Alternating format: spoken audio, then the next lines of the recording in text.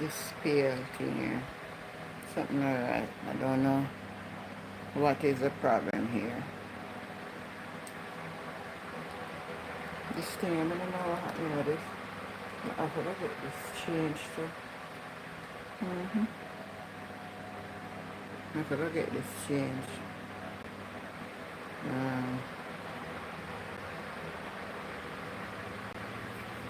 Oh Lord, good night everybody. This evening, as we stand by to join the live feed coming to us from the So you know we all are wait for the program for start. Where the launch of the manifesto of the PNP plan. But you know, me notice my people. JLP said they manifesto already, but they're not launched yet. No, you know the governing party. You should have run out ahead of the opposition. No, we are going to pay keen attention tonight, people. We are going to pay keen attention and we are going to mark every T's and every dots. So that anytime they come out with their manifesto, we are going to know which one they thief and which one they alter. And sort of put it a different way. Because we know them, you know. We know them. I favor Mount Zion tonight, don't we? Holy Mount Zion. Holy Mount Zion. Holy Mount Zion.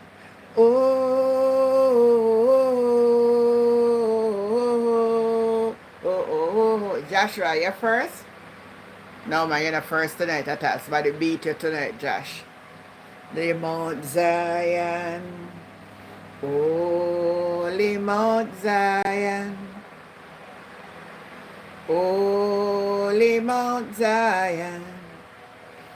Holy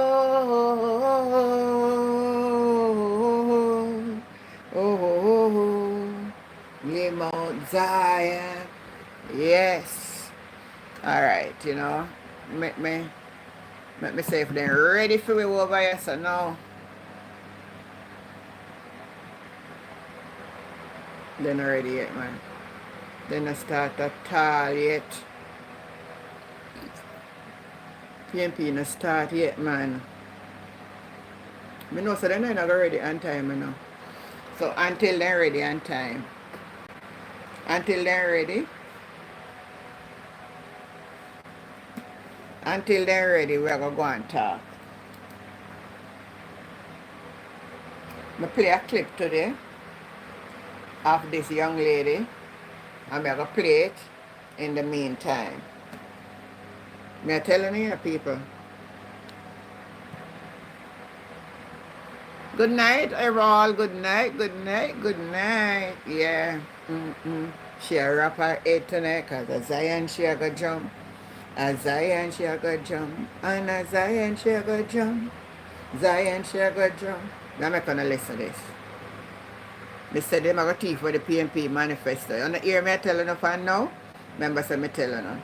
Them not on about tough time because oh it ready. But you not come out come play. You don't take a listen to this meantime, yeah? But the election call now, I'm glad for the IC Commission, Andrew Holness, Blue Emerald, Green Emerald, where they want to end this avenue. We never know, sir, you own Green Emerald. You know, so you let the community all along for things so the man know you're right hand where I run for councillor for the Civil Right Division. You're the manager for Green Emerald. I him did own Green Emerald. And Joel, I never know, sir, you own Green Emerald. Why me I tell you now? Thank God for Father God.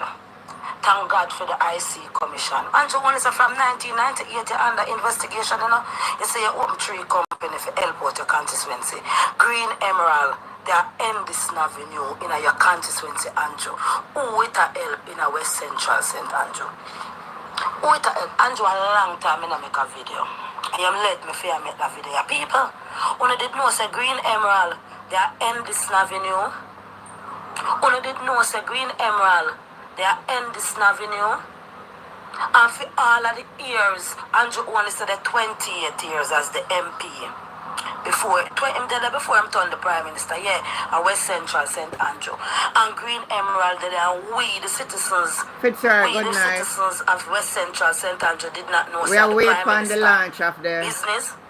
Andrew, so all you let the all the community thinks a Green Emerald are your right hand did own it. We never know say you own it, Andrew. Andrew, you really and truly own Green Emerald? Because when me a read before last Sunday, when me a read the Sunday Gleaner, when them stating the business them where you have and we're under investigation, I saw Green Emerald there, and I remember in the COVID time, you locked down the whole Jamaica, you locked down, but Green Emerald was open, did open another business. Meanwhile, the little shop them in your constituency, you have to suffer. Meanwhile, Green Emerald was opening and making money. No, me have to make a video by you, Andrew. Can you believe it? Rowan, good Andrew, evening. you really own Green Emerald? Green Emerald where they are Endison Avenue. Yes, Endison Avenue, topside St. Margaret's Human Resource Center. Yes, Endison Avenue, Green Emerald. The building was to be a revival church.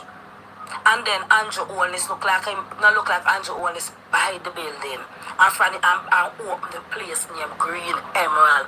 Yes, people, Green Emerald, they are Endison Avenue, right in Andrew Holness constituency. Green Emerald there. Yes, right behind Rosalie.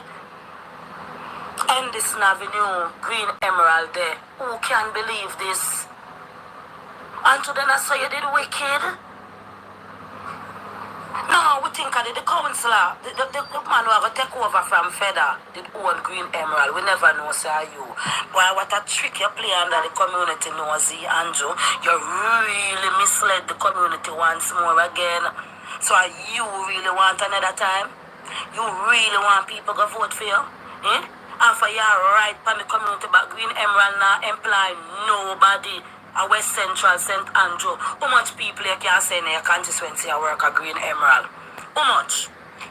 You say you are your right hand. I run secret business. You own it and him a manage it. Eh? You own Green Emerald and him a manage it. And let the community for things say is the him own Green Emerald. When I you, Andrew Holness, you Mr. Prime Minister, you own Green Emerald? Yes, Green Emerald in the IC Commission report in I2. It a one Andrew Holness business. Yes, Green Emerald with that Endison Avenue. You know which part me attack, Andrew. You know which part me attack. Yes, Green Emerald they run at Endison Avenue.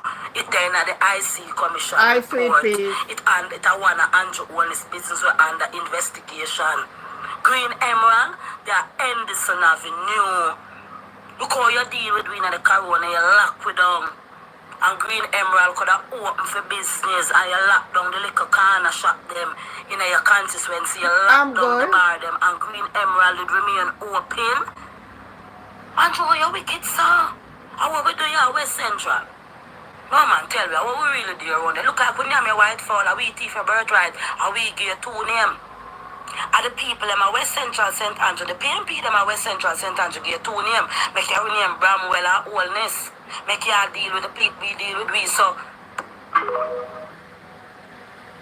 A people from Andrew constituency I chat them, there's something that said the very company where my talk say I lie, I see I tell upon him, they write in a constituency and then he makes somebody else, then transfer money from this to another one, another one. Boy, this a man has, hey, I sample this, you know? No man has sample, man. For those of you who just a come on, I'm going to play back again, I'm going to hear it. Video. Because we are waiting for the manifesto launch. Call now. Listen to this. I'm glad for the IC Commission. Andrew Holness, Blue Emerald, Green Emerald, where they run at Endison Avenue. We never know, sir, you own Green Emerald. You know, so you let the community all along for things, so the man know your right hand where I run for councillor for the Civil Rights Division. Yeah, the manager for Green Emerald. Him did own Green Emerald. Andrew Holness, me never know, sir, you own Green Emerald. Why me I tell you now? Thank God for Father God. Thank God for the IC Commission. Andrew, when it's from 1998, you're under investigation, you know. You say you open 3 companies for help out your constituency. Green Emerald, they are end this avenue in your constituency, Andrew. Who with a help in a West Central St. Andrew? Who with a help? Andrew, a long time I make a video. I am led me fear make that video. People, when did know say Green Emerald, they are end this avenue. When did know say Green Emerald, they are end this avenue. And for all of the years, Andrew only said the 28 years as the MP. Before I'm turned the Prime Minister, yeah, at West Central St. Andrew. And Green Emerald, they are we the citizens of West Central St. Andrew did not know sir the Prime Minister business. Andrew, so all you let the no, nothing all we think all the community thinks a Green Emerald. Are you right handed own it? We never know say you own it, Andrew. Andrew, you really and truly own Green Emerald? Because when me I read before last Sunday, no, when me I read the Sunday Gleaner, when them stating of the business them where you have and were under investigation, I saw Green Emerald there, and I remember in the COVID time you locked down the whole Jamaica, you locked it down, but Green Emerald was open, did open another business. Meanwhile, the little shop them in your constituency, say, in your constituency have to suffer. Meanwhile, Green Emerald was opening and making money. No, me have to make a video by you, Andrew. Can you believe it? Andrew only say you really own Green Emerald? Green Emerald where they are Endison Avenue. Yes, Endison Avenue, topside St. Margaret's. Oh, one thing, me know anything in the darkness must come to light. Yes, Endison Avenue, Green Emerald. The building was to be a revival church. And then Andrew Owens look like Andrew Owens buy the building. And from and open the place named Green Emerald. Yes, people, Green Emerald, they are Endison Avenue, right in Andrew Owens constituency. Green Emerald there. Yes, right behind Rosalie. Endison Avenue, Green Emerald there. Who can believe this? Andrew, then I saw you did wicked. No, we think of the councillor, the man who will take over from Feder, did own Green Emerald. We never know, say you. Boy, what a trick you play under the community, nosy, Andrew. You really misled the community once more again. So you really want another time? You really want people to vote for you? Eh? And for your right from the community, but Green Emerald now employ nobody. West Central St. Andrew. How much people you can say in your constituency you work at Green Emerald? How much? You say you are the right hand. I run secret business. You own it and him manage it. Eh? You own Green Emerald and him manage it. And let the community for things say is they him own Green Emerald. When you, Andrew, own this, you, Mr. Prime Minister, you own Green Emerald? Yes. Green Emerald in the IC Commission report in I2. It a one Andrew own this business. Yes, Green Emerald with that Endison Avenue. You know which part me attack, Andrew. You know which part me attack. Yes, Green Emerald they run at Endison Avenue. It in the IC Commission report. It a one Andrew own this business under investigation. Green Emerald they are Endison Avenue. Look how you deal with doing the corona, you lock with them. And Green Emerald could have opened for business and you lock down the little corner shop them in your constituency, you lock down the bar them and Green Emerald would remain open. Andrew, you wicked, sir. And what we do here at West Central? No man, tell me, what we really do around there? Look like we name your white fall, and we teeth your birthright, and we give you 2 names. And the people them are West Central St. Andrew, the PNP them are West Central St. Andrew, give you 2 names. Make your name Bramwell and Wellness. Make you deal with the people, we deal with we, so. Just one term. 1 term, and then the 1 term, 3 and 3 term. Yes, Jamaica. All right, man. This is the night. I'm going to talk again very soon.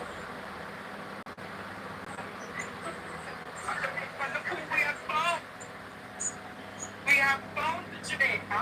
Hold on now. The former ambassador to the United Kingdom. Ambassador. I don't know how they not started over yesterday. And you know, so me want to go to the lunch. Honestly, me want to go to the lunch. But um, for some reason today, I just never in a good mood. I'm lay down most of the day. I'm not sick or not. My body just feel like me did want to lay down. So I just lay down here, man. So that's why I'm not end up a message. Drive all the way to town and if I come back, I want. I not no company for go with me, so I want to go take a long road, come back over. So that's why I not really do it. But we're waiting on the launch, and until the launch come on, I just gonna go and listen to some things while going.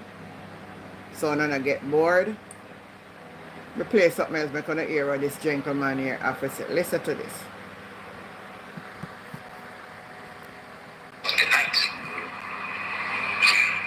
in the speech, he said he made money just like you, and he pointed to the crowd, just like you.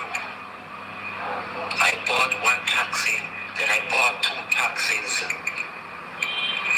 In reality, he owned 2 taxi companies. You hear that? 2 companies and 2 taxi. As 1 taxi, but it's 2 taxi companies. Said to the crowd here, I made money just like you. In other words, the prosperity that he's experiencing and the millions that he has amassed, the crowd is amassing it too. They should run out and buy a taxi, 2 taxi.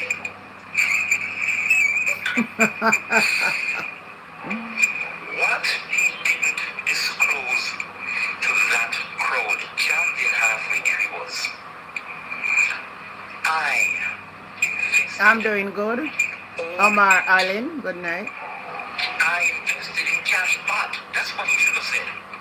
These are illegal Ponzi scheme. Imagine the leader of the country invested in illegal, illicit Ponzi scheme. In addition, he could have said to the crowd if he wanted to be As well, good night. truthful and complete. Waiting for the launch to start, but I just play some clips. Everything, he could have said, I also had a company called AdMat, registered in St. Lucia. He could have said, I am a stockholder or a part thereof of Imperium Holdings Limited, of Positive Media Solutions, of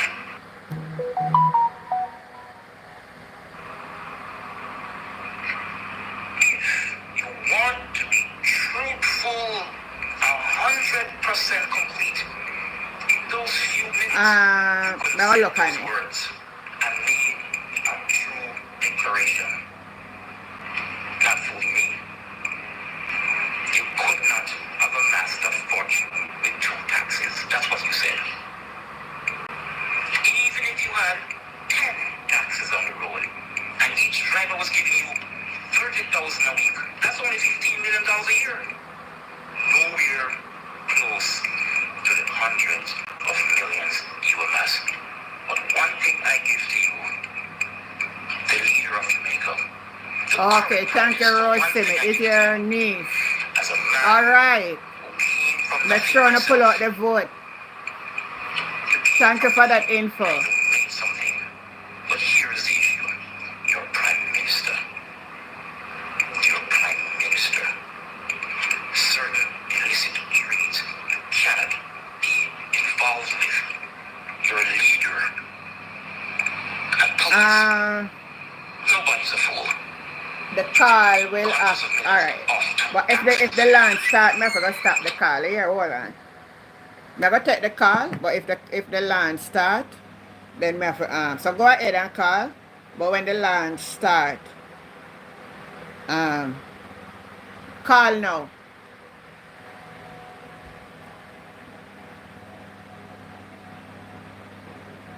When the launch start, I have to,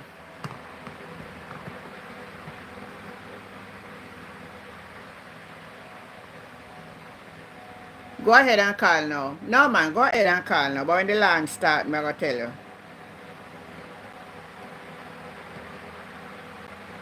Good evening again, Sister Rose. Thank you so much, sister. No problem, man.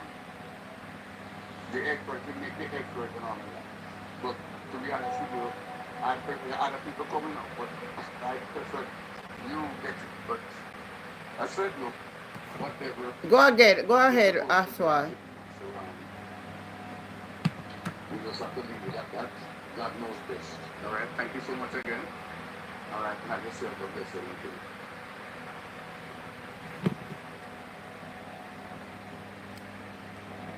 Remember, we're waiting for the launch, you know, so that's why I tell you, when the launch start.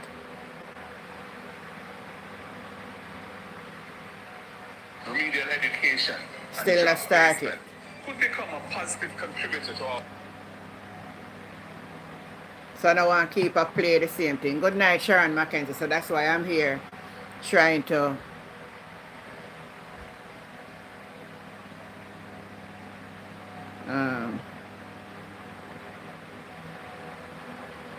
play something to entertain you.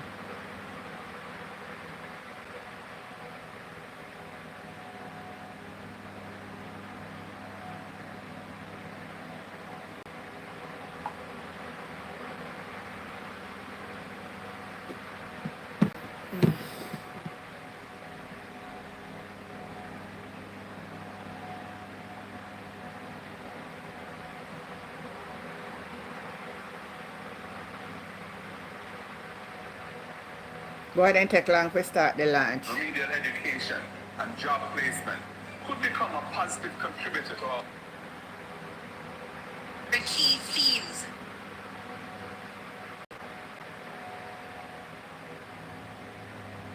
Hello? Go ahead. Yes, as well here. Yeah, man. As I was saying about the launch, Yeah. not the launch, the new school year, Yeah. I spoke to them about the new school year stuff that they trying to launch and during the election. They should start at 1 minute. Somebody asked her when to start. I'm here waiting till they start to go stream it, but they don't start yet. I think it may be 8 o'clock tonight. Go ahead, Azul. It was discussed that school should have been placed a week after. Yeah. And you know that as usual, you know that most persons within the committee, most of them, you know them are already. Yes, yes. And they come to a consensus that to push back school for a week. They said no because it is a norm, because school normally either election called during school time or what. Mm-hmm. They normally have a day off when they do the election, and the children they do like a half day before. That is what they are saying. And I personally believe that with now the political environment, you want to see that is going on. I don't think it is safe. Still the bid. And even us within the Integrity Commission talking about that. You sound a little bit low. Can you speak a little more in your mic? Phone kind of low. Yeah, man. Your phone always low. I don't know what I'm to for your phone. That's right. I'm not even think you can connect to Let me it. know. Hold on. Let me see if I can connect it to the I don't know if the Bluetooth will pick. Let me see if the Bluetooth will pick you up. Bluetooth mode. Go ahead now, Mr. Call. Connected. Talk now. Yeah, but hold on. Let me put you up on a little higher note. You hearing me? Me not hear you. Yeah, You hear me? me hear you loud and clear. Go ahead. Me hearing you, man. No, I'm not hearing. I'm hearing you loud I and think it's best. It's best for me to call tomorrow then, because no, I'm not hearing you. I don't know if you are hearing me. I am hearing you. Okay, me not hearing you. So I don't know. I'm talking, so I don't know when to start because I'm not hearing anything. Alright, let me take you back off of the Bluetooth.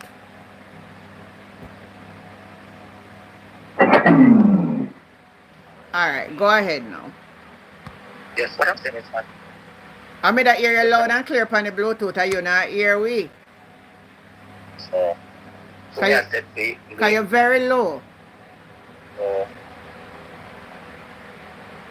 I don't know if it's a phone or what. Turn up the volume on your phone, man. hold on. You know me have a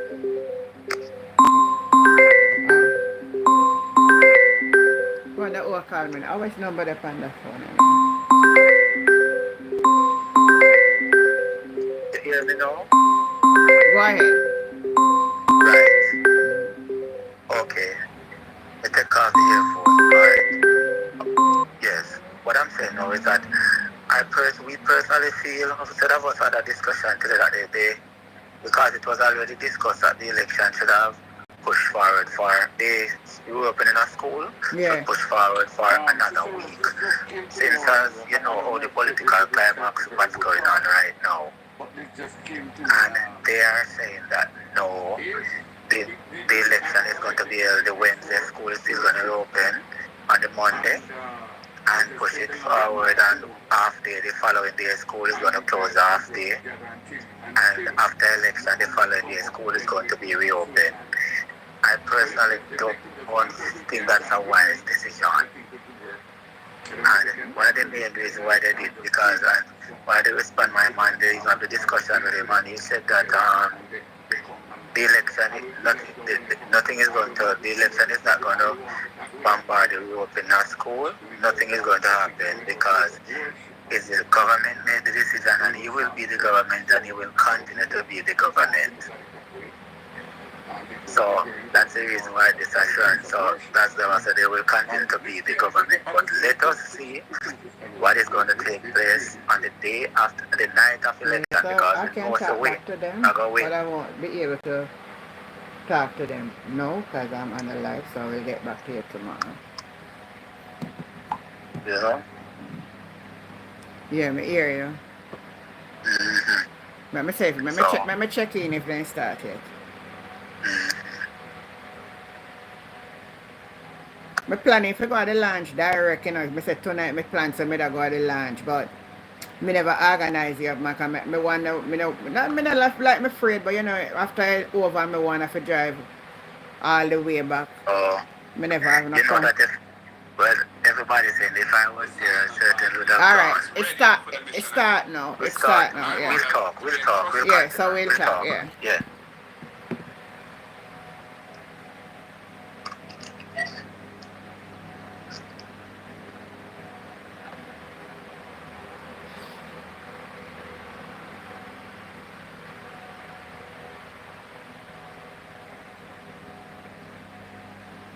Steadily since 2013 due to bipartisan commitment to a sustained program of fiscal reforms. The daily reality faced by our people is very different. Wages cannot stretch, prices rise daily, public services are substandard, young people have too few opportunities, and communities across our country are trapped in poverty, crime, and neglect. Stability in the public finances without quality of life for the people is not prosperity. And it's why the people of Jamaica are clamoring for change. We understand both the progress and the pain because we have walked this road with you. We were the architects of Jamaica's celebrated macroeconomic reforms, from the key elements of the fiscal responsibility framework to the modernization of the revenue system, bringing the nation's debt under control and allowing a regime of inflation targeting to be introduced.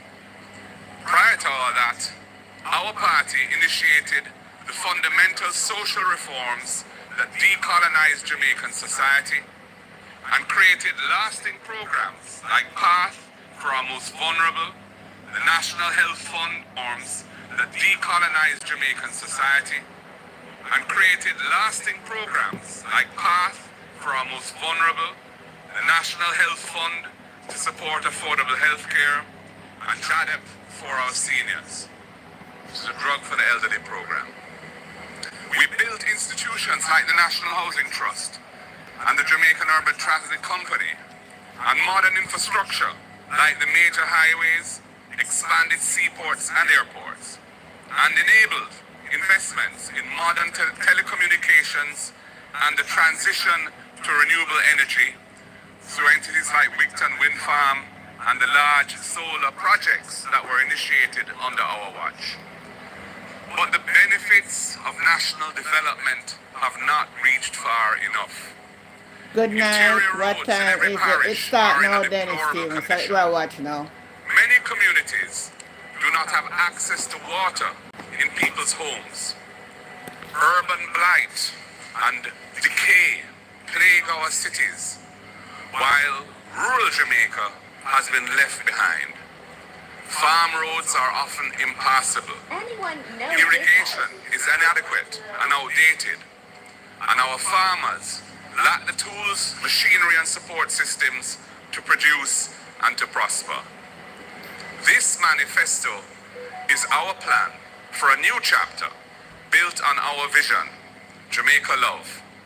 It stands on 10 pillars: justice for all, access to quality education, modern infrastructure, agriculture and food security, innovation and industry, care for the vulnerable, accountability in governance, land and housing, opportunity for youth, violence prevention, and environmental resilience.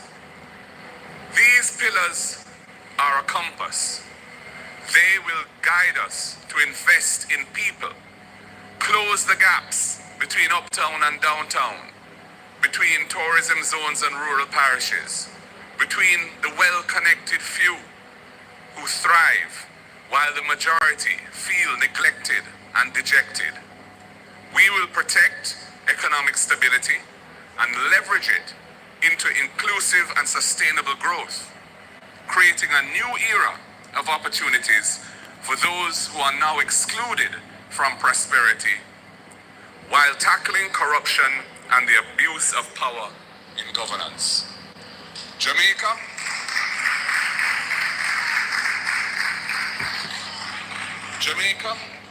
time come to lift our country higher. Yeah. Time come to lift our country higher and build a future that belongs to all of us. Let us take this journey together. Thank you.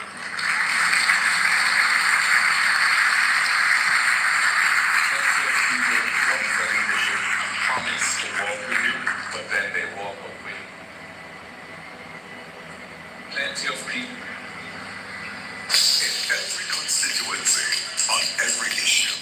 The People's National Party has assembled the strongest, most diverse slate of candidates from doctors, bridging of broken health system, to educators, building a smart Jamaica, business people growing the economy, legal bodies defending justice, and community advocates speaking truth to power. This is a team chosen for competence, compassion, and commitment. Led by Mark Golden, a good man with a good plan. This is not politics as usual. This is a team to rescue Jamaica, rebuild our future. Top up the phone screen.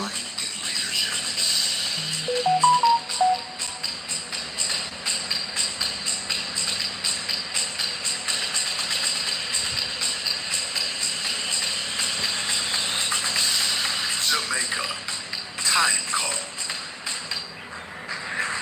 In every constituency, on every issue. Tell the truth, this look and feel like politics as usual? No, this is not politics as usual, ladies and gentlemen. And it is reflected in the vision broken down in our Jamaica Love plan. We know that we have a leader who So nice to cares, see who Crystal understands Tomlin the intricacies and the intimacies I of the can Jamaican show another realities. video on And TikTok from his as I track don't know. record, As a legislator, can listen we know in. that he can Is build the the launch framework to PNP fix launch it. And as you manifesto. can see from our slate of stunning candidates, all 63, he can mobilize talent to get the job done for all of Jamaica. Thank you very much, Wow. President Golding, for setting the tone and laying the framework. And now I What a ask you to turnout. join me in welcoming as we explore the first pillar of Mission Jamaica Love, justice for all. A lady who has spent her days and I suspect nights when we can't see, preparing for her presentations in the nation's Senate. She is a voice of courage and a champion for fairness in our laws and in our society. Please, a rousing welcome for Senator Donna Scott Motley.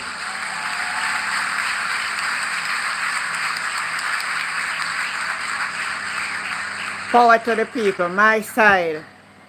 My side My look fellow good, Jamaicans, people.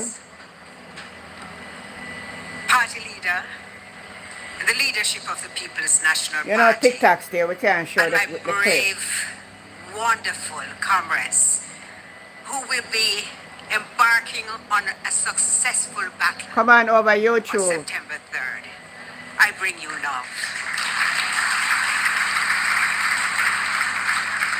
Our To my music comrades girl. Wow. and my friends, Yeah, PNP launched their this manifesto, mission on girl. which we have embarked is wrapped in love, I really love to see Crystal framed with out good there. thoughts, always concerned about the well-being of the Jamaican person. And that is why our manifesto Thank you, speaks to sweetheart. justice Thank for all. you. Thank you, music girl. Because justice demands more than Like up the laws. video, like up the It video, girl. Like requires up the an video. environment that upholds the dignity of all who serve Because my and party all people, who then clean seek and nice. justice. We are committed to upgrading and expanding the physical infrastructure, of course, across Jamaica to ensure that judges have a secure and functional chambers, that court staff must work in conditions where they are comfortable, Jamaica so people, that they another can really miss a actually grand deliver to the opportunity. people.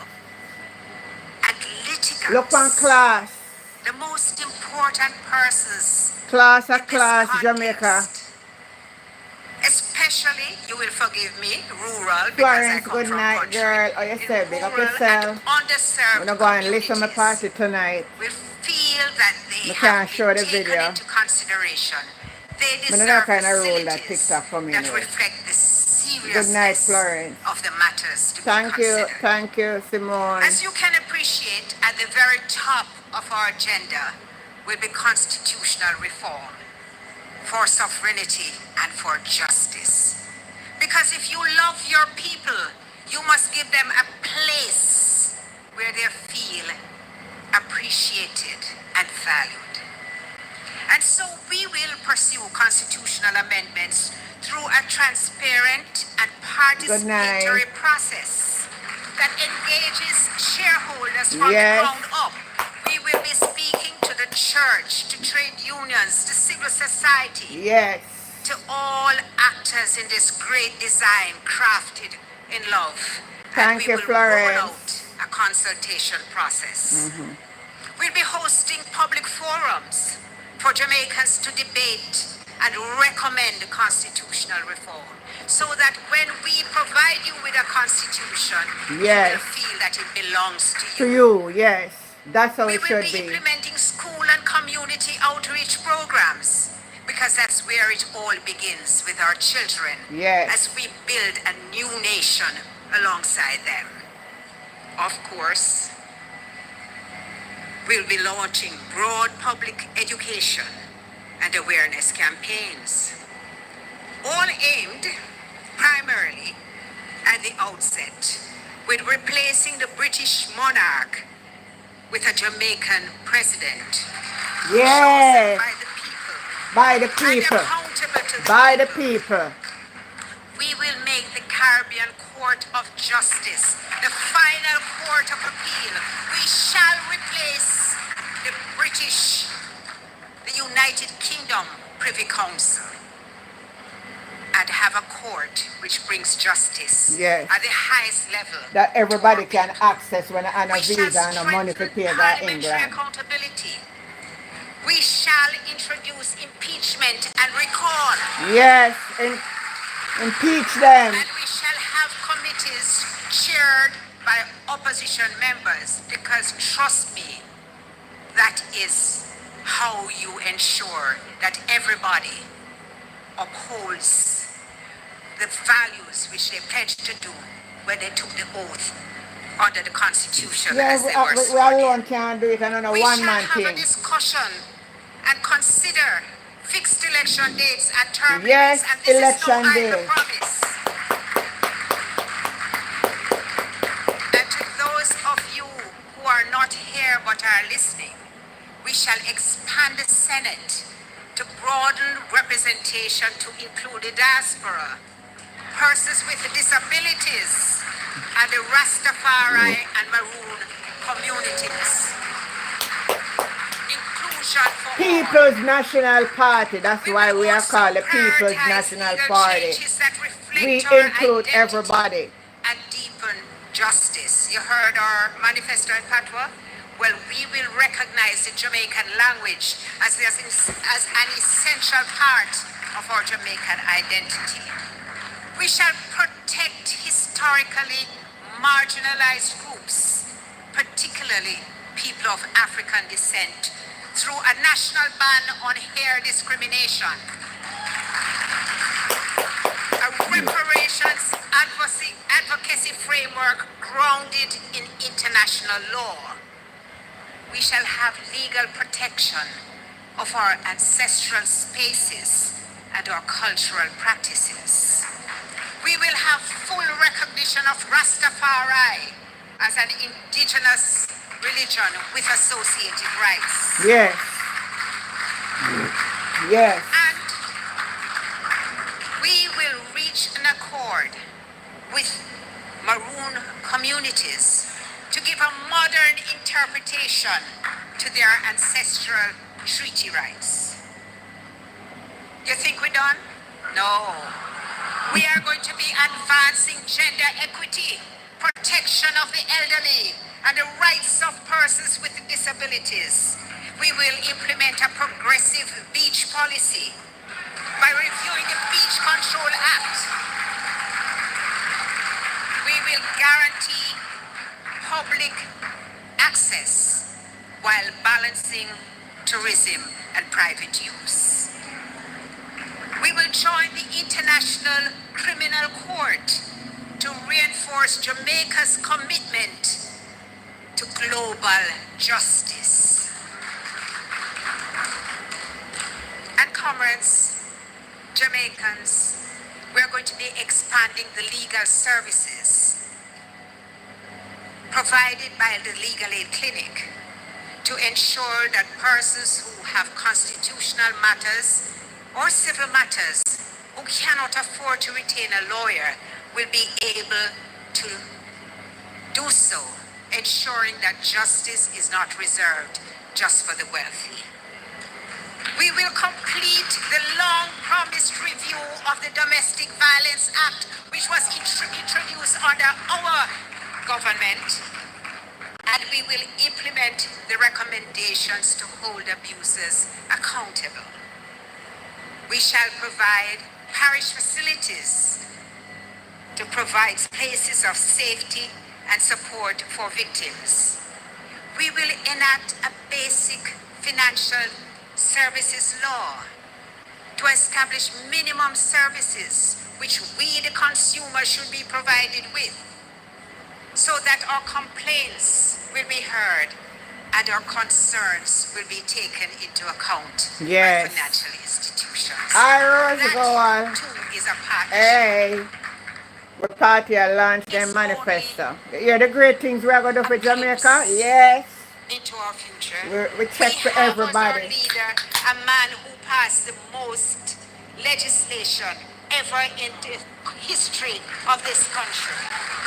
And it was legislation designed to uplift the people at every time.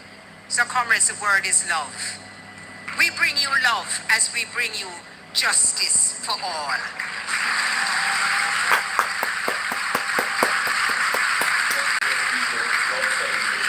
Promise to walk with you, but then they walk away from their plans. But how many would sit with you, really sit with you? You should never have to choose between your education and your future. The first in your family, accepted in college or university, will get a full scholarship because you matter. Student loan repayments will be People's capped. National Party include Percentage of everybody, what you Rasta, actually disability, earn, and you won't everybody. be asked to pay a cent unless you're employed. This election is not just about change. It's about your future, your family. It's about you. They had 10 years to choose you, and they chose themselves. You deserve a better life. Jamaica, time come, and that time is now.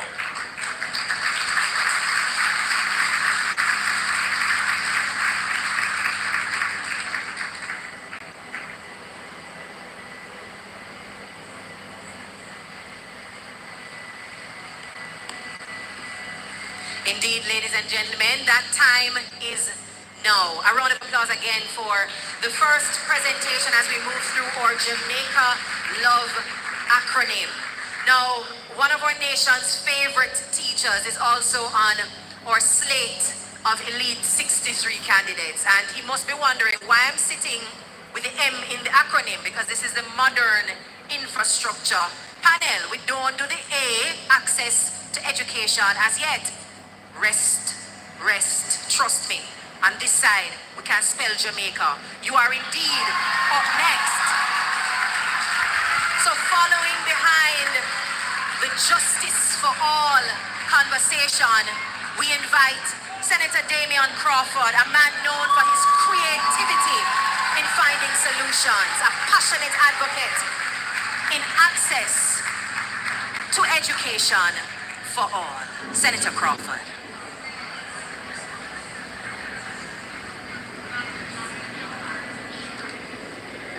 Proud of one man, proud of my party, proud of my side. I will stand on the protocols that have been observed, save and accept to say a special recognition, of course, to the leader of the People's National Party and, as we hope, next Prime Minister of Jamaica. I thank you all for attending, for your time and for your attention, and I have been tasked with speaking to you on access to quality education. Yes. Our position for education is based, first of all, on the reality that education is in crisis. And not only is education in crisis, there is great deterioration over the last 10 years. Some of the facts that we must acknowledge is that over 11,000 children are not achieving basic mastery at the 6th grade level in mathematics. Additionally, 18% are achieving 5 subjects, including math and English. That means 82% has not achieved the basic graduating numbers that we desire. Indeed, we have also recognized that there is a concern at the absenteeism, but also at the literacy level. In the last 10 years, literacy in 2015 reduced from 84% in 2015 to 65% in 2024. The same subject, about 5 subjects including math and English, reduced from 28% in 2015 to 18% in 2024. Therefore, we acknowledge that education is in crisis. The second acknowledgement is that the mantra of education is a contract between God and man that states, first of all, that every child can learn, which God has allowed. But the second, every child must, is the duty of our government, of our teachers, and of our parents. We therefore are committed to achieving that role that humans have gained in that contract with God. Our overall objective and the ultimate aim within our lifetime is to have 1 degree per household or its equivalent in vocation suggesting therefore level 4 of heart qualification in vocations.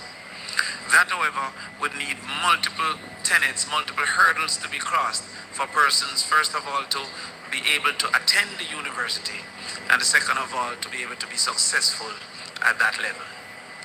We look at the first proposal that we have made for university, which is the first in the family scholarship. Alright, This indicates, therefore, that the first person to matriculate to university would receive, as indicated by the leader in his budget presentation, a full scholarship to the university.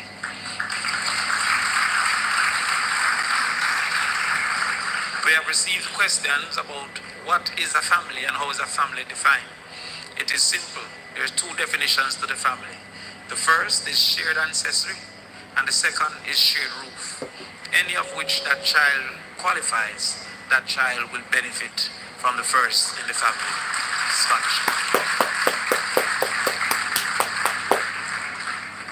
Our numbers have been calculated and reported, and it's important to indicate to students currently at the university that for the first year, our numbers considered 4 groups of university students. So not only new university students, but current university in first year will receive their second year, and current in second year will receive their third year, and equally current in third year will receive their fourth year. We also recognize that outside of those who may receive the scholarship, some are still in need of having a student loan. And again, as the leader has indicated in his budget presentation, which is why I'm so confused by the multiplicity of arguments that we have not proposed our plans. But the leader also stated that those persons who have applied to student loan, the payment will be tied to their income to ensure that student loan isn't a albatross around the necks of individuals who have the necessary expenses of survival. We have also indicated that for those who are not yet employed, student loan will not start until the start of employment.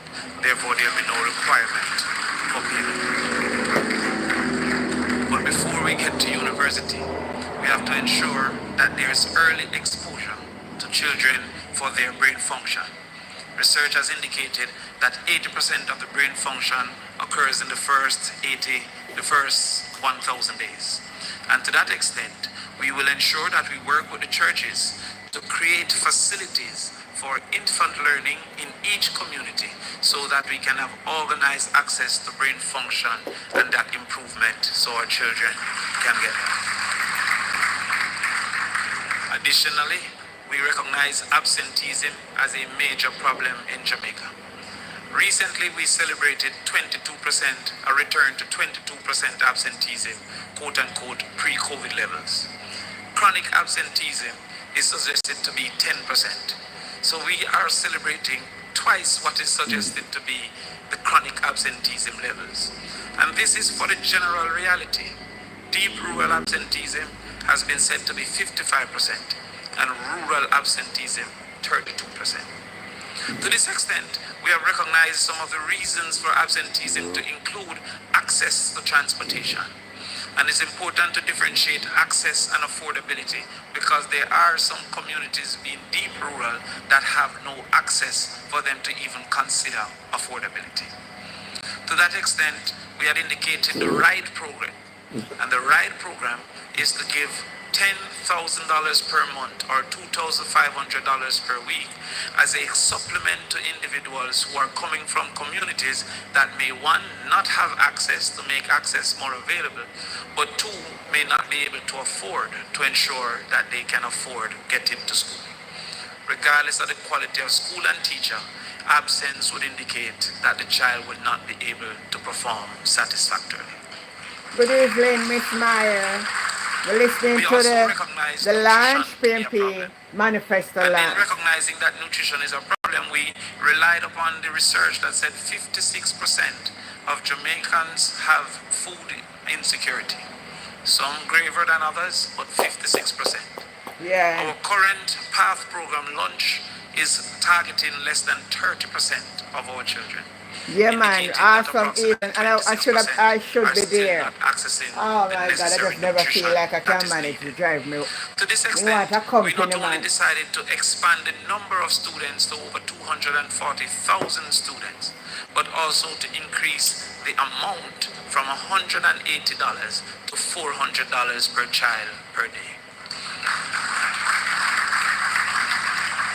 The current $180 have caused for an apartheid system in education where many children on path have to join a separate line of segregation and divided from persons who are affording other lunches. Yeah. Principals have also started to offer 3 days of lunch because the money allotted cannot provide for the entire 5 days. Time come for that to change under the People's National Party. We will ensure that the stories of literacy problems in high school are a thing of the past by focusing on literacy and numeracy in the first 4 years, indicating that by the grade 6, all our children should be literate and numerate with the necessary interventions to correct the necessary things for those children. Yes. We will host camps, we will host evening programs, we will host summer school to ensure that those who unfortunately have been robbed of opportunity don't remain in the lines of the level 3 and level 2, but all come to pathway 1, which is the aim for our children. That's right. Finally, we will ensure that our children have great access to the necessities of a teacher in the classroom. We have seen the teacher migration and the negatives that have caused, especially in mathematics and vocation. Yes. And to that extent, we are proposing a retention plan for teachers so that Jamaica become more competitive for the services of our wonderful teachers that are constantly being asked to migrate into other spaces. This retention plan will change some of the realities that we have seen where students doing an exam in fifth form have not had a math teacher since third form. You couldn't labor right to come present to yourself on PNP platform. You don't feel like on the exit. Why less than 40% of our children taking math are passing math at this particular point in time. The teacher retention plan would include, first of all, greater access to housing through the NHD. You know who you It will think include a reservation of housing units built through the NHD and under government programs. Here you run, on a still I run come from people platform. Radiating access to I never see a set of people like concession. no mind. It would include forgiveness of student loan for the years that they remain in the public sector. It would include internet as a tool of trade to ensure access to preparation and information. And it would include ensuring their environments, both in the classroom and the staff, over YouTube. are sufficient for Who them me to left feel out, you know. comfortable moving forward. Because I see comment them, you know. We believe Oh, that as well. access Like, to them not in a education class with plans them. We are should even argue holistic, with them. The labor right now in a wholesome, class with no and PNP. will We're not in an ensure argument that with we them. move the needle from just access to quality access for our children. Therefore, we are putting forward an PNP education in a plan class by that is based themselves. on love for our children, love for our future, and love for our country. Thank you. Good night, Joanne James. Good day, Thank you very Mary. much, Senator Crawford, for elucidating how critical education is as a bridge to connecting dreams to reality. It is indeed a powerful investment. And as he spoke, my mind went to any of us having to go to the bank to get some money to make an investment in ourselves. The bank looks at the whole human sitting before that particular agent. Where you live, we need to establish that you are grounded and can be found. What is your record of earning and payment? We need to see where you're coming from to figure out where you can go. What are the full suite of resources that you will need to make good on this PNP investment up in your there. business? And if you need to have access to an incubator, that is done too. Our children deserve no less than a full investment in the whole life That's right. experience. Full from investment for the infancy children. right up to their Not all tertiary level junk bus. education. Not all And bus. the People's National Party will in fact deliver. No all bus. Now, as we heard that approach to scaffolding around our children, the different things that they will need to build that towering strength that of course is going to impact our economy, there is a foundation on which these things must also be built. And I have joining me for our first of three panels, two men who understand very well what it means to build and to sustain what is built based on the portfolios they manage, the enterprises that they run, the hardline negotiations they've had to do in and outside of government. And I would love to hear from each of you. First, we have Philip Paulwell, who joins us to speak to the concept of digital access and what people will need as part of the modern infrastructure, reliable energy and affordable energy as well. And I also have joining me on this panel Mr. Mikhail Phillips, who will connect the dots for us around sustainable and secure access to transportation and road network. So for both of you, you serve in capacities and advocate around issues that form the foundation on which society arguably is built. Thank you. Let's start first with your understanding of the role that you will play in the next administration. It is quite clear. Our leader has said to us at all our shadow cabinet meetings that for Jamaica to be able to experience true happiness and development, we have to grow the economy. Our economy has been stagnant under this JLP administration. It's stagnant. And you're not going to get it's the list of them about no prosper. It's stagnant. Unless there is appreciable growth. And one of the main factors you down New York, so you know. We know that, we don't know. We know. Is the uncompetitiveness of our economy. And what has driven that has been the high price of energy. In 2012, when we returned to office, the price of electricity was 32 cents per kilowatt hour. By the time we left office, it was 23 cents per kilowatt hour. Today, the price of electricity is above 40 US cents per kilowatt hour.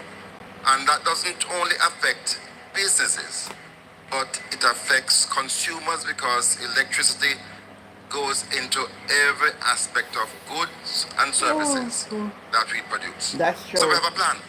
And we have been dying to get into office to get this plan back on track. Yes, we are still exuberant about getting things done in Jamaica. Now, what are some of the elements of the plan? And we're going to be coming from where we left off because nothing really has happened in the last 9 years of energy. We had transformed, diversify fuel sources. When we came into office, we were producing, generating electricity, 92% of which was from fossil fuel. By the time we ended office, negativity from the channel tonight. Come on. Fuel was generated from LNG. We were close to 20%. For the first time, Jamaica was leading the Caribbean in terms of renewable energy. We established the single largest solar factory in Jamaica. Now come over here, man. Go find somewhere else. Go away. Wigton, which was divested recently by the government, was a demonstration of how government can effectively implement a project of renewable energy, and it worked very well. So where are we now? We're going to build on the legislation that we passed in 2015 to modernize electricity. The Prime Minister of thinking down Manchester. If you want to join, you want to left here, can join PNP. Can join Labour Rights Platform and support for the platform. Are not in keeping with a modern society. By the year 2020, Mr. Vaz is just realizing now that the license is coming to an end in 2027. We wanted it to end in 2020, and we have precedent for that because it was our administration that ended the 50-year license of Cable and Wireless.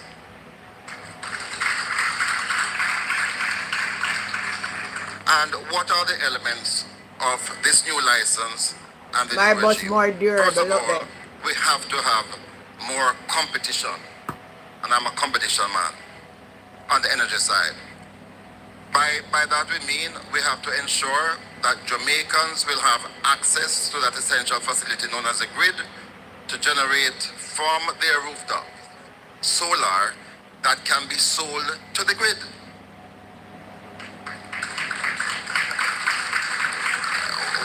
We have termed our plan Power for the People. Power for the People. And secondly, we also have to do a lot more in terms of large-scale solar generation. I'm a solar man because when we did that first solar project in 2014, the price of solar electricity was US 19 cents per kilowatt hour. Today you can generate using solar panels, inverters, and batteries at below 10 US cents per kilowatt hour, and we don't have to pay for the sun. Again. So we are going to be embarking on a revolution to bring the price of electricity down, focusing on solar energy. One element that we are going to tackle up front is the fact that so many of our people are so poor that unfortunately they steal electricity, and you and I pay for that, up to 20% of the bill. We believe that the government ought to take responsibility for assisting our brothers and sisters to meet that need, what has become for us now a real right to have electricity, because in this modern society you cannot. And we have done all the experiment, we have done the engineering, and we are going to be outfitting in many of our poor communities microgrids using solar again to generate electricity. And I can tell you, and Floyd is going to be happy with this, the PNP government is going to be building 50,000 homes in our first term, and each one of those homes will have solar facility generating electricity free of the grid. They should have buy from me that do a better job, Simone. All night. There are some inherent, I believe, unconscionable features of our system of electricity. Firstly, I believe that consumers ought to be given more power. I find it totally unacceptable that you can have fluctuating voltage that affects a person's appliances. And then when you report that your fridge is damaged, they will tell you, but if you read the fine print of your contract, you will see that we have excluded ourselves from liability. That is going to change. We're going to make those unfair terms in contracts unenforceable. And because I want my brother to be able to say something, I will yield to my brother. Thank you very much, everybody. All right, thank you very much. Philip, it's always a pleasure to hear your passion about powering our nation. Now, before we hear from Mikhail, I want to invite a member of the audience to join me on stage to pose a question to either of our two panelists. You may raise your hand and a member of the team will select who joins. While that is taking place, the hands are going up. I'll now pass the microphone, as they say, to you, Mikhail. Looking at the transport sector, quite a bit has been happening, a flurry of activities, some would say, heading into the elections. But what's important is for us to understand some of the core issues that Jamaicans have, and roads stay at the top of the agenda, whether rural or urban. We're promising road, but where we getting money to fix road and build road? Well, let me start off by saying that where public transport is concerned, we, the People's National Party, don't consider those who participate, investors in the public transport sector, as thieves and rapists. We see them as investors in an industry that is a part of the growth of the Jamaican economy. Now, we remember that the JUTC was formed by the People's National Party in 1988. Please tell the Jamaica people, make them know that. And that came at great let them know that sacrifice PNP start JUTC, they come brag with them now. Holders, but to the taxpayers. And if we were to look at the JUTC now, to when we left government in 2016, we can see the degradation of the JUTC under this administration. So in 2016, we had 450 buses Tell them rolling again, out but they hear on a who daily bring basis, JUTC coming. compared to Them under I can take them 300 I run today, political even with mileage with them over now. 200 new buses. When Edward Seagan I want them, yeah. We saw the subsidy of the government of the day in 2016 was about 4 billion. Today it is about 11 billion. The losses of the JUTC then was about $2 billion. We're looking at about 11 billion for this financial year. And when Darrell Vaz is completed with the JUTC, we should see about a $17 billion loss this financial year. Of course, it bust them all last. All the election gimmicks about free ride. When the bus they not make no money. As an administration, look at the ride sharing also. Really expensive that we believe that those who participate in the ride share industry in Jamaica, and we do welcome competition, but they have to abide by the rules and laws of the country that they're operating in. That's right. Because we can't have those who participate in the public transport sector who has to apply for a PPV license, and then those who operate on the app decide that they operate utilizing the white plates, while we have young men are being prosecuted for running robots using the same white plates. So we want equity for all. Yeah, everybody to follow the rule. One rule for all. One rule for everybody. We spoke about, in my own budget presentation over 4 years ago, about the rural bus system, about how it is that we're going to have a school bus system moving 20,000 students daily. Good night, compared to the Winston. 4,000 that has been proposed by this administration. And I think we need to get to a point as a country. And that's how we party organize on a class. I hope I say that. The best for students, for our people.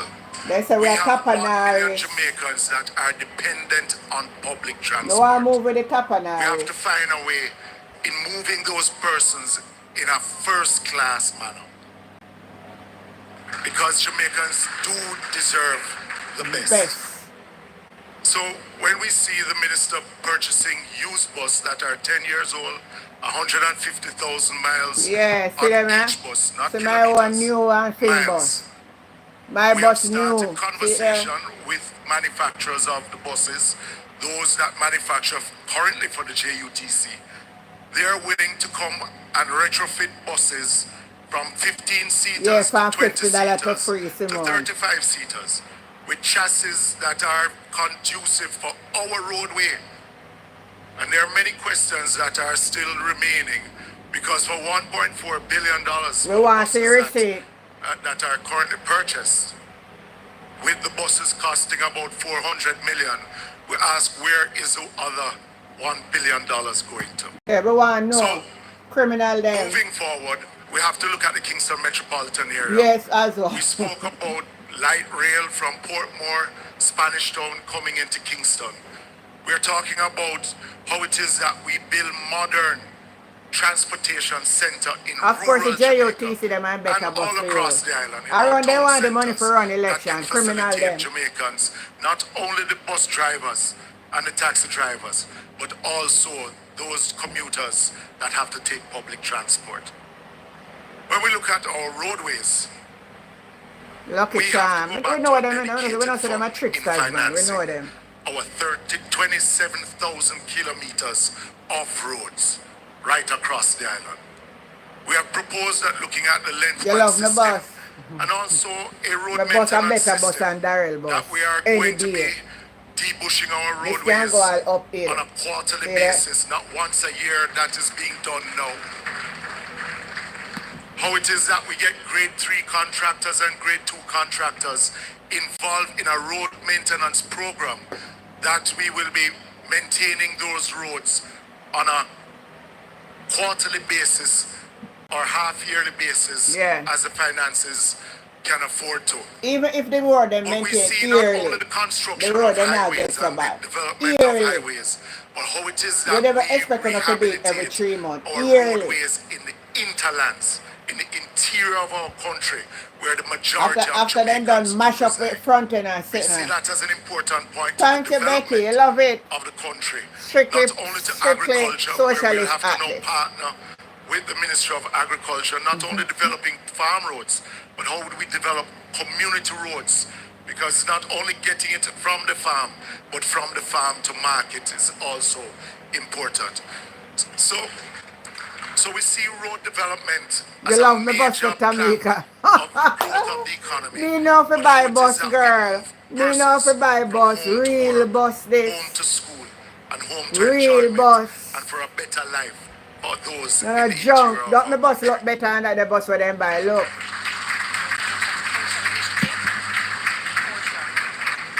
Criminal them. All right, thank you very much. We had, I think, a depth of and wealth of information coming from both of our speakers on this first panel. Hope you've been taking notes. Some of the questions are asked about what plans we have for energy, what plans we have for education, for justice, for Yes, me dear. Me transportation sure. and road Becky, me work and big and maintenance. broad. My You're able to side. point to some of My these side. key, critical, and succinct ideas and commitments from the People's National Party. Please, a round of applause for Mikhail Phillips and Philip Paulwell. Oh, we're going to ask you to stay with us for a You think I second joke that while we Tamika? introduce So for an wicked and lie, injection man. of creative energy. Ladies and gentlemen, she's no stranger to the stage, no stranger to the microphone, and having seen and heard her perform time and time again, no stranger to speaking to the soul. Please make welcome to the stage the effervescent and talented Jody and Pantry.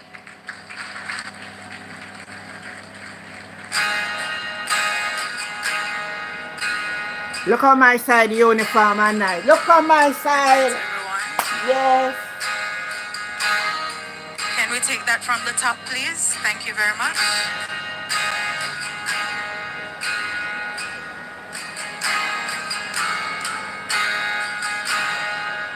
Here, chaka chaka work.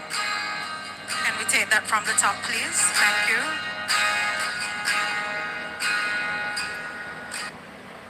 Thank you.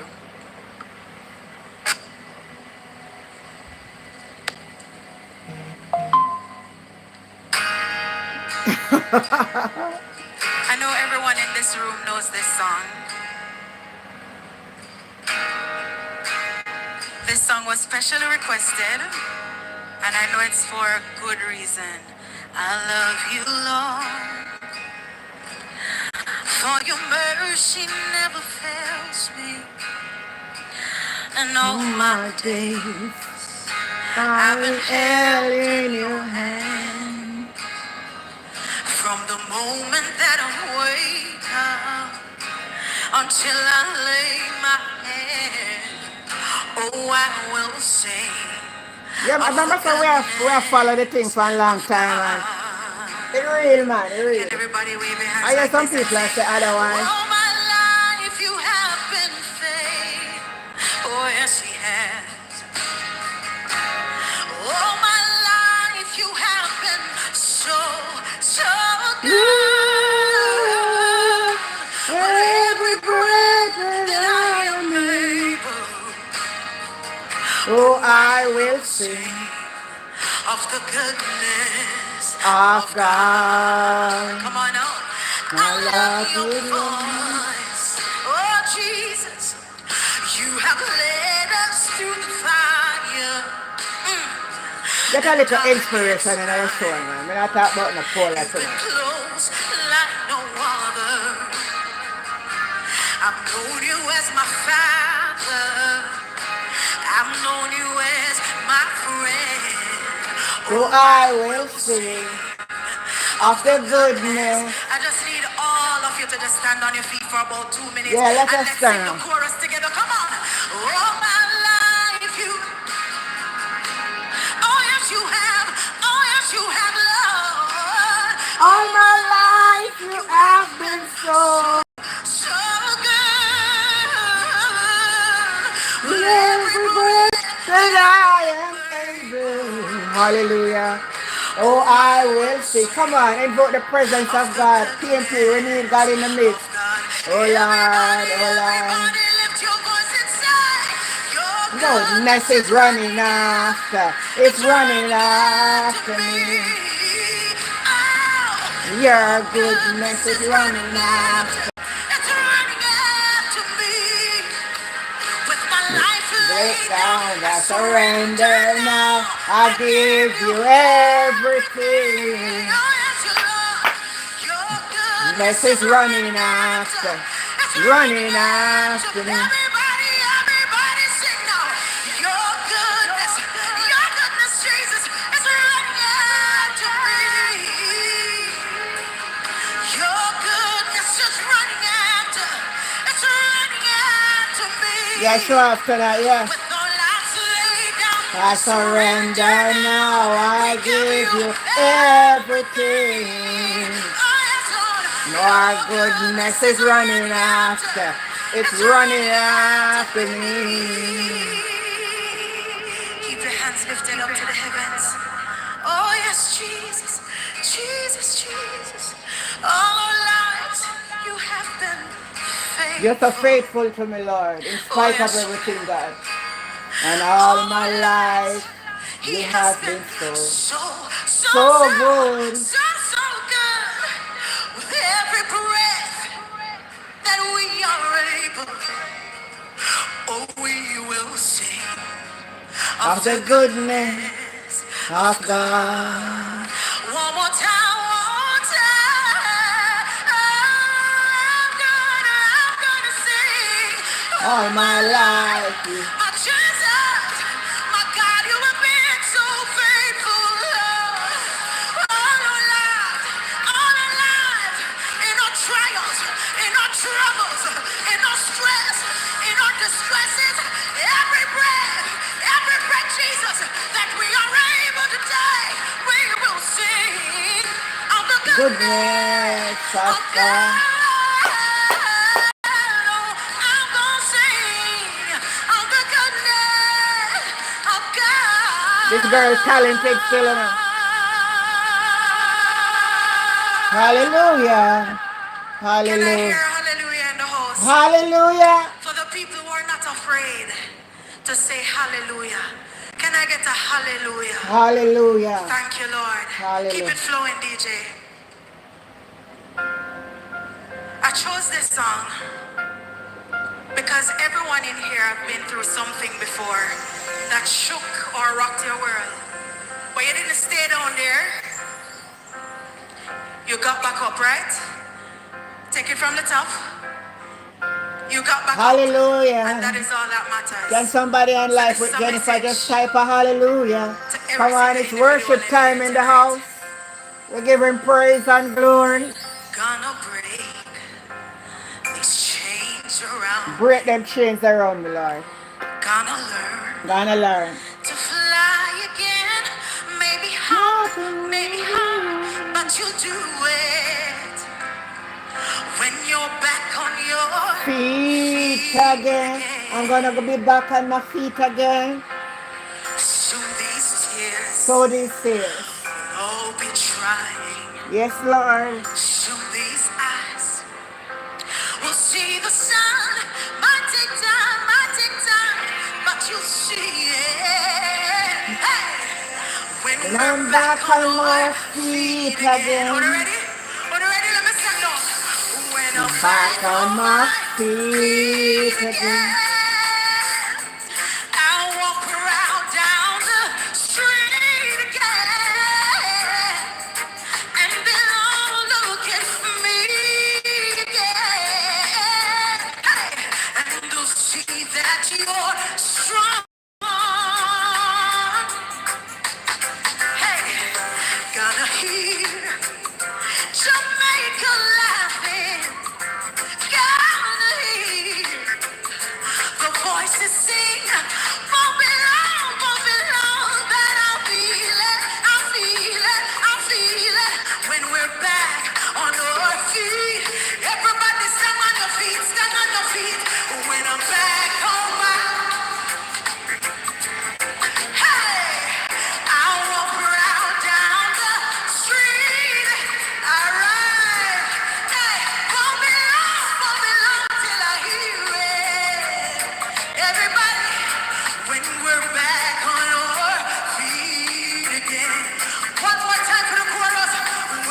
back on my feet again. I walk around down the Feet again. Hey, and they all look at me and say, you were very, very strong. PNP is not going back again. We will keep to our words and promises over and over and over again. No, we're not gonna crumble or falter. No, no, no, no, no, no. We will learn to be stronger, stronger, stronger, stronger, stronger. Hey, soon these tears will all be dry. Soon these eyes will see the sun. Won't be long till I see it, see it. Mr. Palmer, I see you when I'm back on my feet again. Oh, Lord, when we're back on our, just wave your hand. Wave your hand in the universe. Wait for your victory when you're back on your feet again. PNP back on your feet again. Purpose, good night, we are back on our feet again. Yes, yes, we are back on our feet. Keep it flowing, DJ. Keep it going, keep it going. All right. Everybody, let's put your hands together like this. Come on, come on, come on, come on, come on, come on, come on. Are we exiting? Together, no, don't worry. Sure about it. Cause every little thing, yeah, every little, it's gonna be a, ooh, yeah. Singing, don't worry about a thing. Cause every little thing, yeah, Every little thing. it's gonna be it'll be alright. Hey, rise up this morning. What we do? Smile with her. Three little birds. What them do? What them do? Sit by her. Singing sweet. Of what? A melody still and true. This is the message. Thank you so much. And let me hear you say, whoa.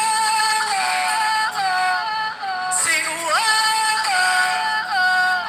Sing, whoa. Sing, whoa. La, la, la, la, la, la, la. Thank you so much, ladies and gentlemen. And thank you, the inimitable Jody and Pantry. I know there was a money pull up in the crowd for you when you started with Back on Your Feet again.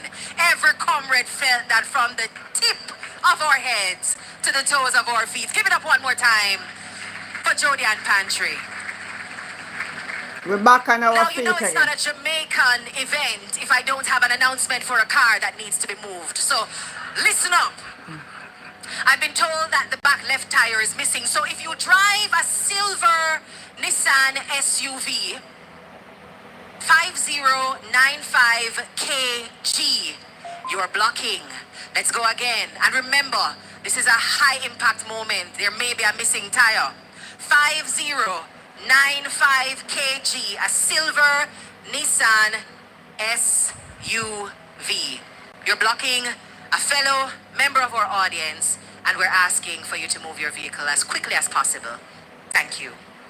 So we're moving into our next pillar, and if you're counting with us, we're at the first, or spelling with us, we're at the first, well, the second A in Jamaica, agriculture. And this is a big one. I love that I'm seeing a representative from the Breadbasket Parish of St. Elizabeth on the stage. So, not in order of seniority this time, but of course, from the delicate, the most refined, to the medium refined, because I'm not going to say my Gensec is not refined, okay? So please, welcome to our stage today, the MP candidate for South St. Elizabeth, coming to us, Miranda Wellington, a firebrand on the ground, ready to show up for her people in the nation's parliament, and of course our General Secretary and MP candidate for Eastern Westmoreland and the party's spokesperson on agriculture, Dr. Dayton Campbell. So let me start with Lady Miranda, because you are now in a very interesting position. You are seeing what life is like in that breadbasket parish, how much of our nation's food resources really rest on the success of that parish, and for farmers to get what they need to provide for our nation's tables. What do you see as some of the critical areas for solutions to jump in immediately from a People's National Party government? What do your farmers need from you? My fellow Jamaicans, my comrades, and of course, special shout out to my future Prime Minister, Marky G. I am from the Breadbasket Parish indeed, and all Jamaicans know that our farmers are the heartbeat of our economy. And we want to bring back a sense of dignity and independence to our farmers. But firstly, we have to look at what are the ways that we can empower them again. And I'm very excited about our manifesto plan for agriculture, because as a youth and from a community that is predominantly farm-based, I want to see our youths go back into agriculture, and we are very proud to showcase this in our manifesto. And tap up the phone So screen. youths When in I reach agriculture 100, need tap the up kind it, of man. support Come on, another better that than we that. see Support many the of our channel. farmers across the island needing. And what is critical about getting our farmers back farming is that we no longer should have food on our plates that are from the States. So we need to protect them.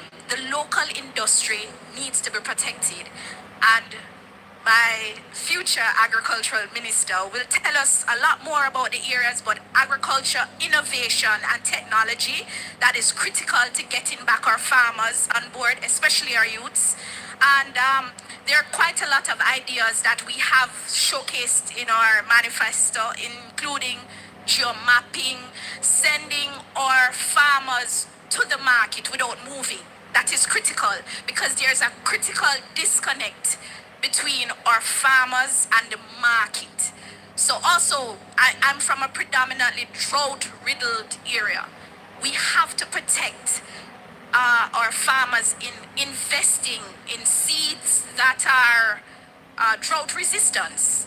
You know, what we see is that they're spending so much money, so much loss in agriculture because of climate change. And we see where many of our farmers no longer feel it's viable in the drought period.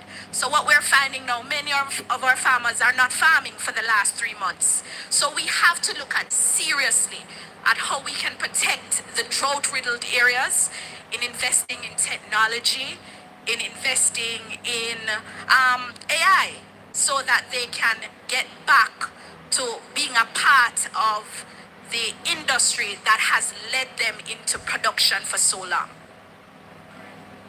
Thank you, Miranda. So we're hearing about the need for protection.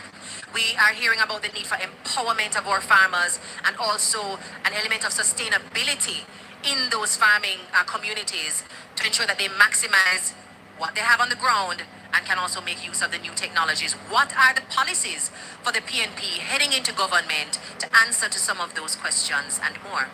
Thank you very much. Good evening, ladies and gentlemen, and of course our incoming Prime Minister. We called it, they confirm it, and we will win it. Yes, I love that data. Just some context to agriculture. We have over 262,000 registered farmers in Jamaica. And if you count those who are not registered with RADA, you have about 300,000. It is the main economic activity in rural Jamaica, farming always been the backbone of the economic activity. We do have some challenges. 80% of the persons who farm, they're on 5 acres or less.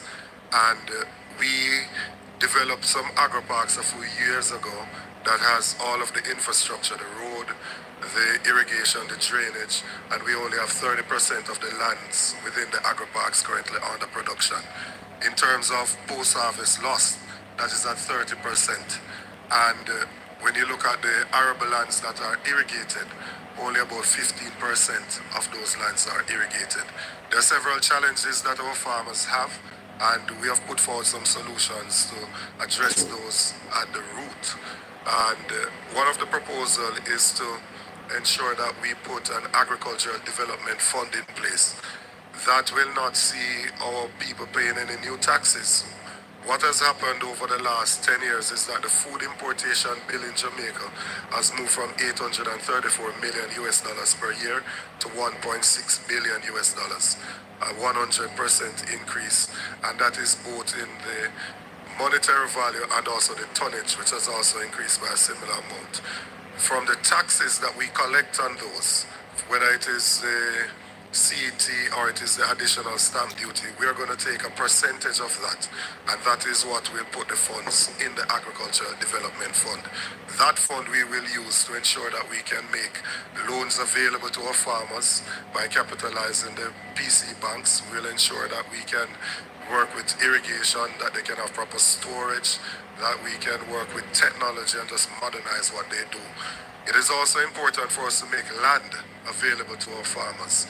Too many of them are on terrains that are not conducive, suitable for agriculture, and it doesn't lend to technology and mechanization. So we will put idle lands into the hands of the farmers by leasing them those, and to ensure that they can put them on the production. In terms of our school feeding program that Senator Crawford spoke about, if you look at, and I'll just use two examples of constituencies that I'm familiar with. If you use Eastern Westmoreland, if you're in the Darliston area, you have Darliston Primary, you have Maud McLeod, just outside you have Enfield, and you have Chantilly. What we will do is, in order to provide that one warm meal, we will have our farmers produce those things. So the schools will have to do the menu and tell us what the needs are.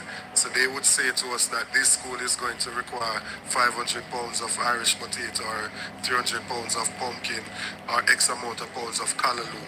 And then we will send our local farmers to go and produce those things, and they will have a guaranteed market in the schools. We're going to spend $9 billion on that. So that will ensure that we are not only giving a nutritious meal to the students, but that the local farmers are also benefiting from our policy. We will put an agriculture special economic zone in place, which will come with all of the benefits that the special economic zones come with, the incentives and all those things. But the production in these areas will be export driven. So the items that we have a competitive advantage in, our spices, our yam, those items, our sea island cotton, those are the things that we'll be producing in those areas, and then we will increase what we earn. So there's currently a tremendous imbalance between what we are importing and what we're exporting, and we plan to ensure that agriculture can be that thing that people can generate wealth from the soil, and they can actually, by being involved in farming, they can break the shackles of poverty. We will also modernize what we do. Do you believe that you can use your phone to order something from China, but you can't use your phone to order something from Southeast or Southwest St. Elizabeth? So what we want to ensure is that we have the appropriate technology in place. I bet you them have a teeth that Fly Green have a teeth that put in for them manifesto. You shouldn't get away and wonder daytime. We will be able to control what is distributed in the market in terms of imports. So we will not be allowing imports to run the way it is being run now, where there's just wanton distribution of import licenses. We will only go to imports when we cannot find those items locally. And in the import system that we'll have in place, it will be a transparent system, not geared towards friends and company, but one that is geared towards the benefiting the farmers themselves. So if they're producing and they're selling and they don't have the items, then they will get some of the permits to import the items so that they can continue to take care of themselves. That sounds great. Profitable equitable, and modern. Thank you very much, Cover General Secretary. Now we have a young member of the audience joining us on stage with a question. Please introduce yourself and, of course, pose your question. Hello, good evening, everyone. My name is Sharian Henry, and to you, Dr. Dayton Campbell. You know, many young persons across Jamaica, we don't see agriculture as attractive, and it's all about getting your hands dirty. So how do you plan the People's National Party, when it forms the next government, how do you plan to digitize agriculture in Jamaica and make it more attractive? Well, it is important for us to adapt to newer technologies if we're going to encourage or entice more persons to come into agriculture, young persons, female, into agriculture. So it is a core part of what we have planned. We do have our SMART program, which is Sustainable Management of Agriculture through Research and Technology. So if you look at a youngster that would be out there now watching their parent plant an acre of lettuce, Top up the phone if stream, that person YouTube, was to use a or hydroponic top up, system, or thumbs which it up. doesn't involve Take it up to soil at 100, all, man. because what you need for things to grow, you need three things. You need sunlight, you need hydration, and you need nutrients. So by using a hydroponic system, if you set up, say, a 5,000 plant hydroponic system, and lettuce on the hydroponic system would take 5 weeks for it to mature, as opposed to 10 weeks in the soil, you would be able to plant 1,000 seedlings each week, and therefore after 5 weeks you start reaping 1,000. If each They comes shouldn't from give away you'll no be one day. reaping I said them have a 1,000 teeth pounds now per one day. week. If you're selling lettuce at Them a teeth it. $250,000 a pound, you'll be making Miss Myers, remember me you talk tonight? Them a teeth now one day. Them are going to try strategically put it in a little different format, but watch out. Me know them, me know. The Agriculture Development Fund that can assist them with a You start listen in them about they setting now up come out with something else. I listen them and listen where PNP said for teeth out sitting out there. They have the plan. Envision from that we'll be able to entice more persons to get involved in it. We'll also be focusing on backyard farming and urban farming so that more people can see the value of agriculture and can produce things even for their household needs. So it is something that we'll be working with the schools to just change the mindset. We were taught in a way that it is when you fail that you take up agriculture. A common saying in country is that, the children don't make it and say, me have two farm for or whatever it is, to suggest that it is when you do not excel academically you go into farming. We want to change that mindset to make agriculture into a real career choice and show that you can generate wealth from it. Dr. Campbell, I just wanted to add to that. We need to invest in value-added product. And a part of our manifesto is that we'll be looking on crops that are in excess. And we have to look at the other ways to make it profitable, because many of our young farmers may not be interested in the dirt farm, but the value-added products, such as our canning goods, teas, seasonings, and we have to look at the juices, the secondary level to production in agriculture. And I just wanted to add to that also, we have to look at the fact that we have to give our farmers a start again. We have to make them accessible to better loans in our credit unions. Farmers need a start also, not just small businesses. Farmers need to have access to better loan facilities, and this is what our manifesto showcases also. So I just wanted to add that part also. Thank you. Thank you very much. And thanks as well, Sharian, for posing a question from the audience. I think everyone here is stimulated and even more curious to scan that QR code, download the full manifesto, and put each of these conversations into context for what's happening in your community and your constituency. Sharing as well that we will be sharing in a sort of drip fashion, strategically, new elements of the manifesto. So we have the full manifesto available tonight, and of course we'll have it in audio version, and then in another couple of days you will be exposed to Manifesto Light, which is not the light version of what we have ready tonight, but quick bursts of information on new, fresh policies and ideas. So when it's time for Manifesto Light, I want to make sure your belly is full from the Manifesto Heavy, so that we can have dessert together and explore what more is in store with the PNP. Thank you very much, Miranda Wellington, Dr. Dayton Campbell, and Sharian Henry. We're asking you to stay on stage as we make welcome another member of the creative and performing arts industry. Her name on her birth certificate is Janelle Owens, but as a performer, you may call her Yinga. Please welcome our violinist this evening, Yinga.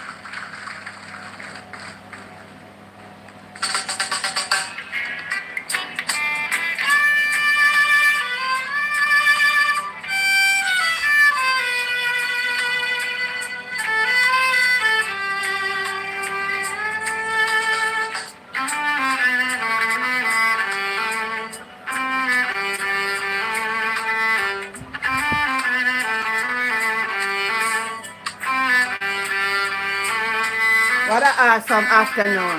The PNP is very back on their feet again, brother. This is my party, you know. Inviting some labor right. Come over here, come join the PNP.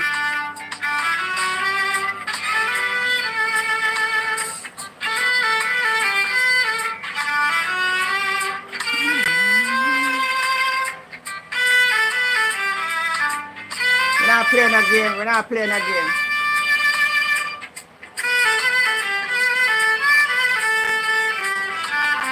I don't have time to waste on game.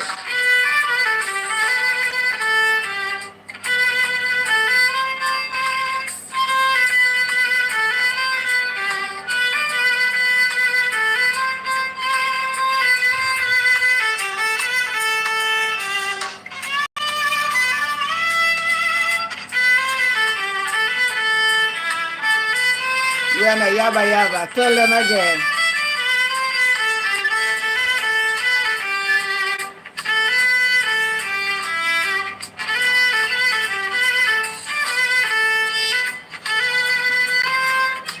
We're the chaka chaka. We're class.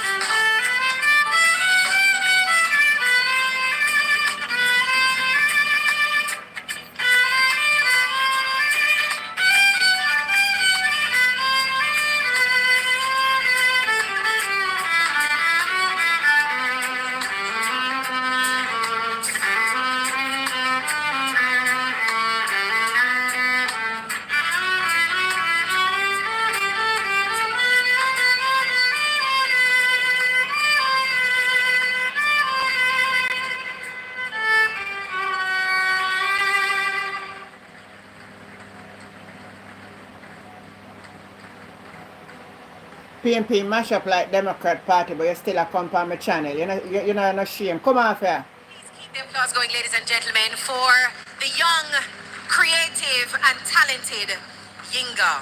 Now, our next pillar focuses on building Jamaica's economic strength through innovation and industry. And I hope you've been pacing yourself. Justice for all, access to quality education, modern infrastructure, agriculture, and now we are at innovation and industry.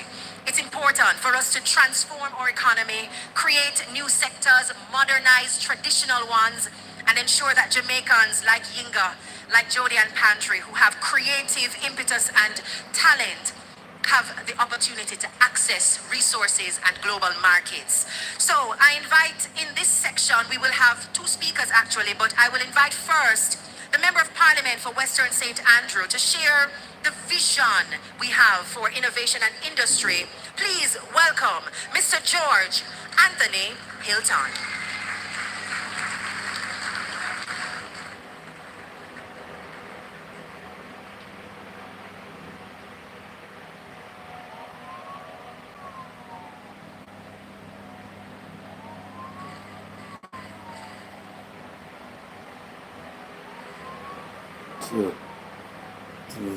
All protocols observed. I want to specially recognize. I don't know whether I'm come from with paper. Sick of them, man. All you run them still a come. I never see a set of people down the machine. From 2012 to 2016, the last PNP administration introduced to Jamaica in a fundamental way the concept of logistics as a functional area of the economy and a logistic hub as a strategy for economic growth. The next PNP administration will be making more complex and to point out the connection between the supply chain and the value chain and to drive industry in the process. So I'll be focusing on innovation and industry. So ladies and gentlemen, imagine for a moment that you're standing at a crossroads. Behind you lies a path we've walked for 63 years. A path paved with bauxite dust and tourist footprints on the sands of our seashores. Ahead of you stretches a new highway, one that we must build together. The question isn't whether change is coming to Jamaica. The question is, will we lead that change, or will we be swept along by it? The only certainty in today's world is uncertainty. Global disruption, our new normal. But here's what I know about us Jamaicans. We don't just survive disruption. We dance with it. We turn crisis into creativity, challenges into championships. Let's be honest with ourselves. Our bauxite reserves won't last forever. Tourism, as wonderful as it is, leaves us vulnerable to every hurricane, every global pandemic, every economic shock that comes our way. And our over-reliance on remittances, now under significant threat, has undermined economic resilience and stifled domestic productivity, leaving a nation vulnerable and limiting long-term development. We've built our house on shifting sands, and it's time to pour a new foundation. Fruit punch, my drink. What you drinking? All I know is that anything good that the JLP done is what the PNP say they would do. Come off on my channel. Come off. On our crosses. Come off here. Connect a young programmer in Spanish Town to clients in Silicon Valley. The same climate come off, now come back here. That challenges our agricultural sector can drive us towards becoming the Caribbean's first truly green economy. This is why we must embrace the PNP's initiative, Jamaica 4.0. Jamaica 4.0 is not a slogan, but a movement and a whole-of-nation approach. Jamaica 4.0 means building a knowledge-based economy. You want where from a brilliant mind in Mandeville is just as valuable as one in Manhattan. It means creating tech innovation zones in Montego Bay, Kingston, Mandeville, and Port Antonio. It means creating industrial parks in St. Thomas, St. Catherine, Clarendon, Trelawney, and St. Mary. Places where our young people don't have to leave home to change the world. Picture this as well. Jamaican farmers using AI, as was just said, to predict weather patterns and optimize crop yields. Or musicians, not just creating the sounds of the world, the soundtrack of the world, but owning the digital platforms that distribute it. Or manufacturers, not just assembling products, but designing them with smart technology that makes Made in Jamaica a mark of innovation, not just pride.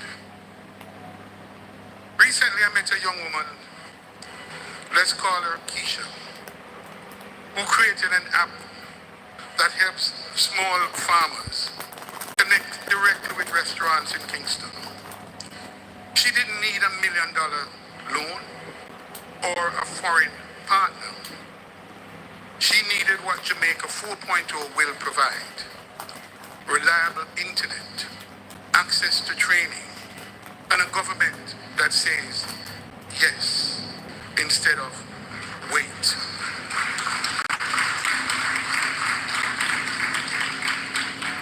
But transformation is not magic. It's policy, it's methods, it's processes, it's strategy.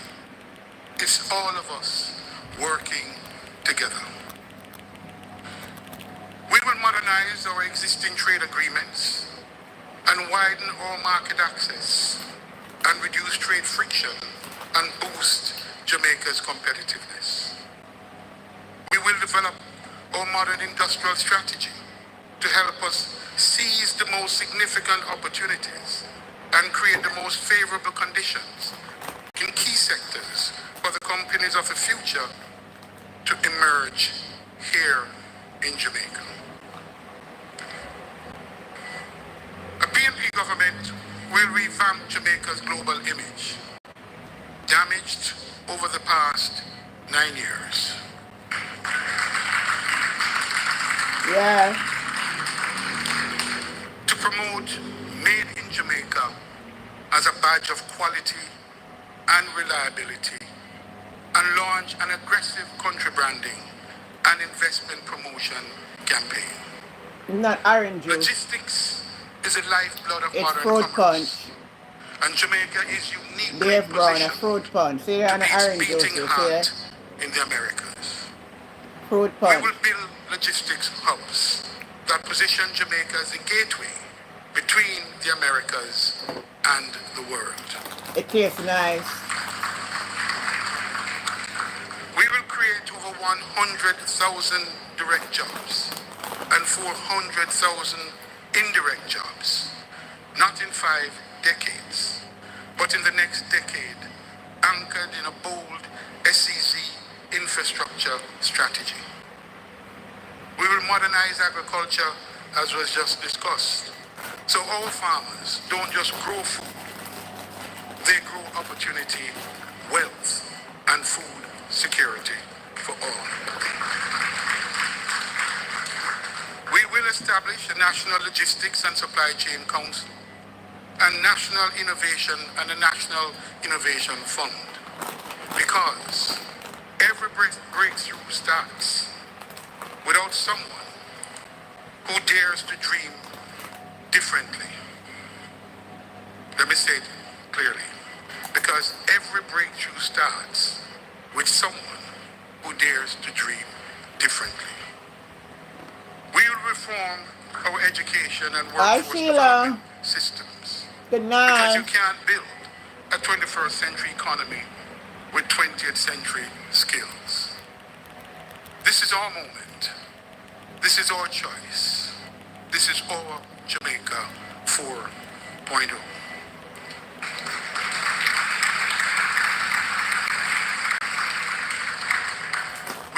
just extract, we'll create. We won't just survive, we'll thrive. We won't just participate in the global economy, we'll help to shape it. 63 years ago, our parents and grandparents chose independence. Today, we must choose innovation. Yeah. They chose to govern themselves correctly, I may add. We must choose to grow ourselves. They dreamed of a free Jamaica. We must build a sustainable economy with inclusive growth and opportunity for all. Jamaica Good night, 4.0 Sheila. isn't just our economic plan. It is our promise to every child who dreams of building something great without leaving home. It's our commitment to every entrepreneur who sees opportunity where others see obstacles. It's our covenant with generation yet unborn. Ladies and gentlemen, the era of extraction is ending. The age of innovation has begun. And it starts with us, here, today. Welcome to Jamaica 4.0. Let's build our future together. I leave you with the following video presentation. 2 minutes video presentation. The future of Jamaica 4.0. Logistics hub implemented. Time come.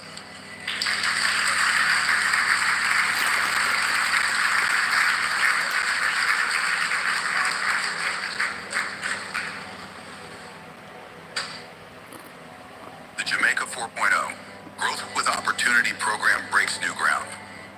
In today's market climate, countries no longer compete on products or services alone, but on their contribution to the global value chain.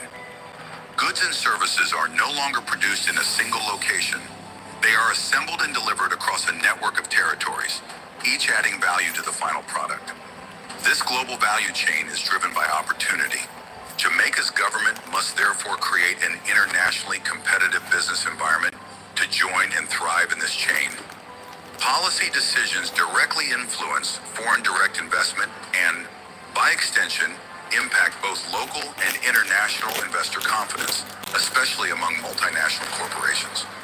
The next step is for Jamaica's policies to evolve, from concepts and studies to execution platforms, from incentive-driven frameworks to innovation hubs, making significant value-added contributions to the global value chain. Yeah. Only then can Jamaica become a catalyst for a new kind of business environment that delivers widespread local prosperity. Through its Jamaica 4.0, Growth with Opportunity, Jamaica will harness global economic dynamics to fuel domestic growth. And that is only the beginning. The 4 pillars of the program, best-in-class trade agreements, oh, no, forward-thinking industrial strategy, a bold investment promotion plan, and a global logistics initiative will form the foundation for a globally competitive economy. These tried and tested pillars, with tangible results across multiple industries, will define a roadmap for the program until 2030 and beyond. Beyond incentives, beyond growth, Miss Myers said that so far street that you can't get none. If you get near me, now you're that share this girl. Building a new global trade order defined by connectivity, resilience, and opportunity.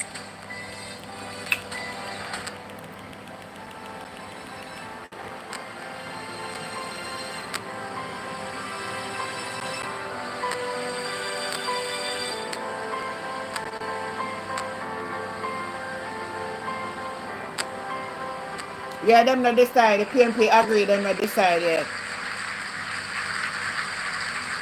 So, Jane, we're not sure yet. Awesome. And now, I have the privilege of introducing one of our young, vibrant candidates, Miss Danishka Williams, Southwest Sedan, to address culture and the creative industries.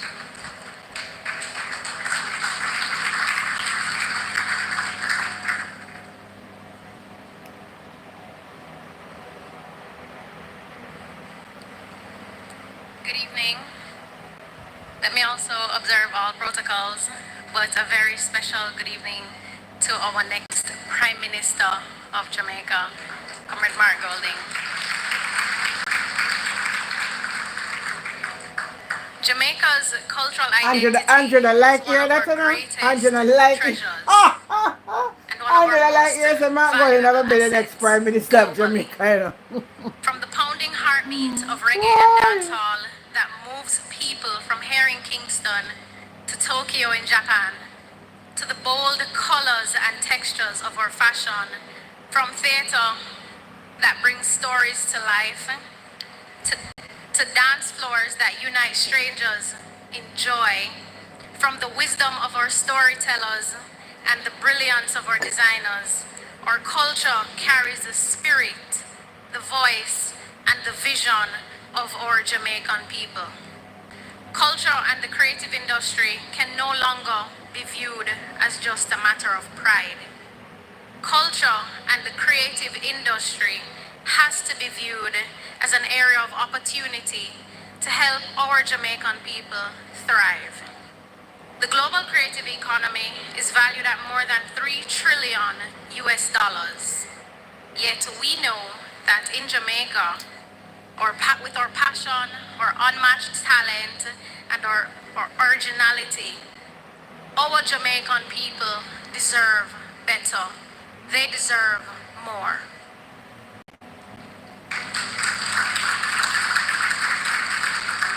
Time come for us to put our creatives first and ensure that the work that they put in are put on the global stage so that they can also thrive.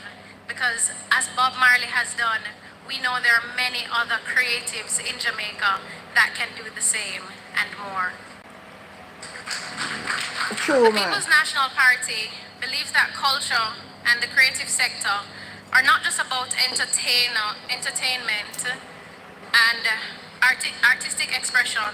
It is a serious driver of economic growth, of job creation and innovation. It is a vehicle for community transformation, and it is a pathway for our young people to turn their dreams into reality and into viable careers.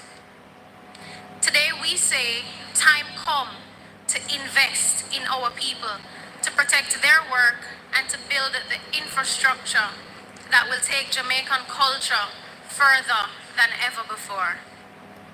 Our approach is clear, our vision is bold, and our commitment to our people remains unwavering. First, and the we money will will then invest take in away. the creative industry like never before. Now buy a vote. Establishing a $1 billion creative economy fund designed to support business development, content creation, training, and community-based arts.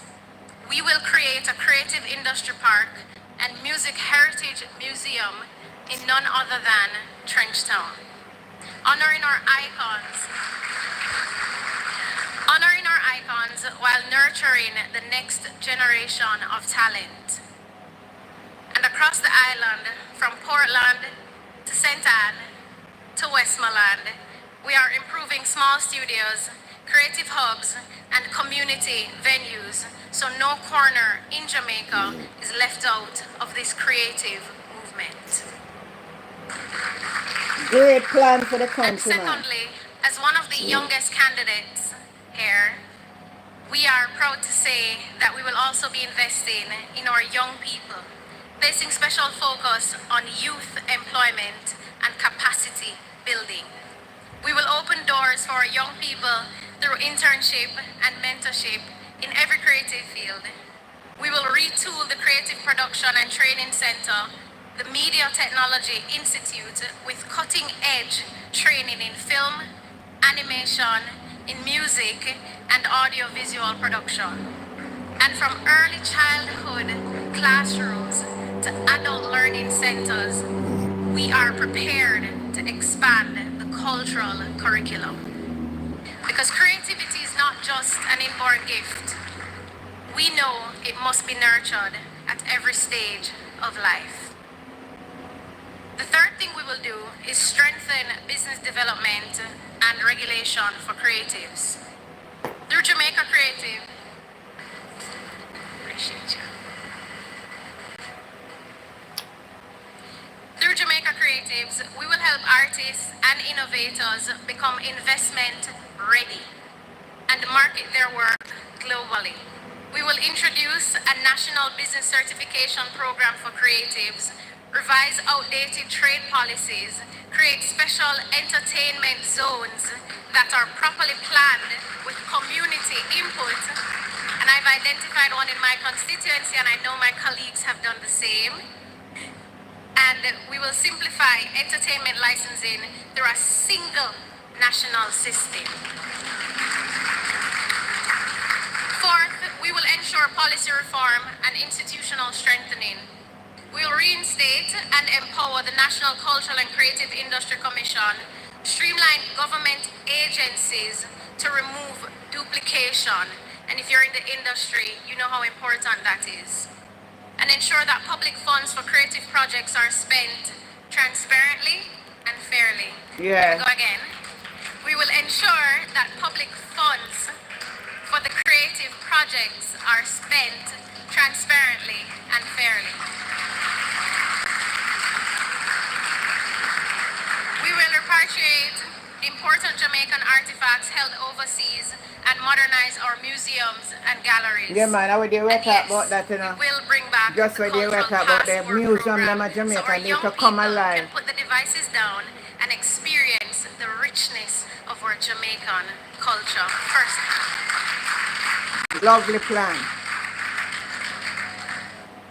We have a plan to bring culture and tourism together, finally, in a way that benefits our communities.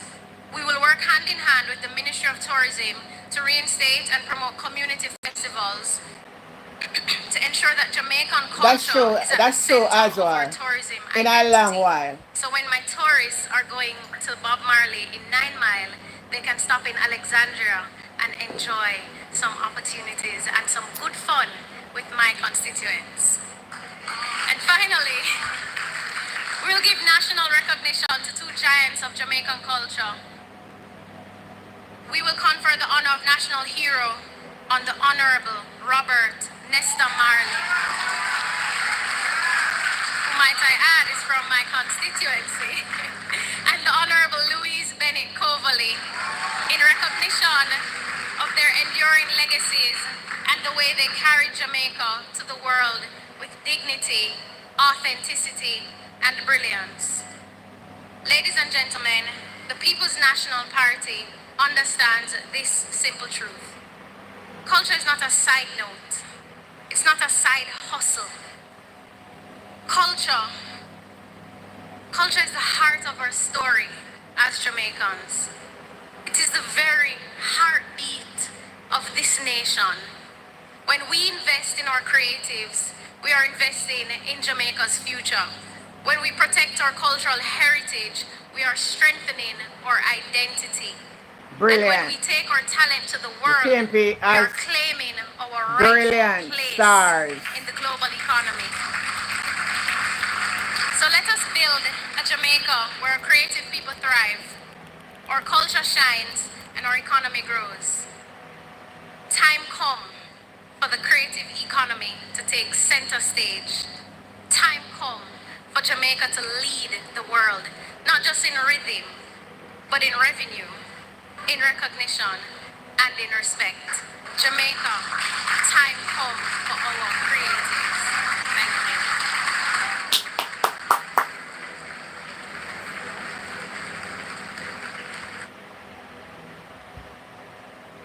Matry. Tell one labor right young one come Matry. Put one labor right young one and come Matry now. Come Matry. Come labor right. Matry up. Matry up. Ladies and gentlemen, I could not have said it better to round out that conversation on innovation and industry. Culture is not a side note, it's not a side hustle. It is truly the soul of our nation. Give it up one more time for our two representatives this evening, exploring what innovation and industry will look like under a PNP government. MP Anthony Hilton, and MP to be Danishka Williams. Now, our next speaker and presenter is no stranger to those of us who walk the hallowed halls of TikTok daily. He is known for creating some of the most engaging pieces of content that humor us, but also call us to think deeply about the things we might overlook or take for granted. Now, one of the things I've learned is that it takes a sharp, witty mind and a wise soul to give a good joke.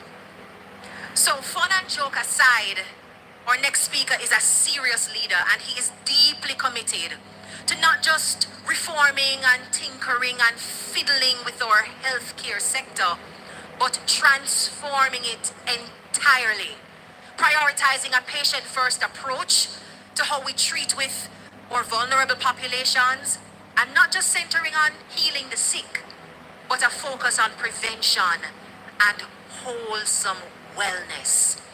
Please join me in welcoming our speaker to explore our next pillar on Mission Jamaica Love, care for the vulnerable and health services, Dr. Alfred Dawes, the next Member of Parliament for Southeast St. Catherine.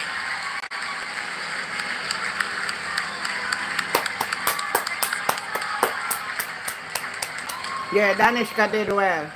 They can't match me up, Myers. They can't match me up. In all fairness, Labour right can't match up PNP. All protocols observed. A special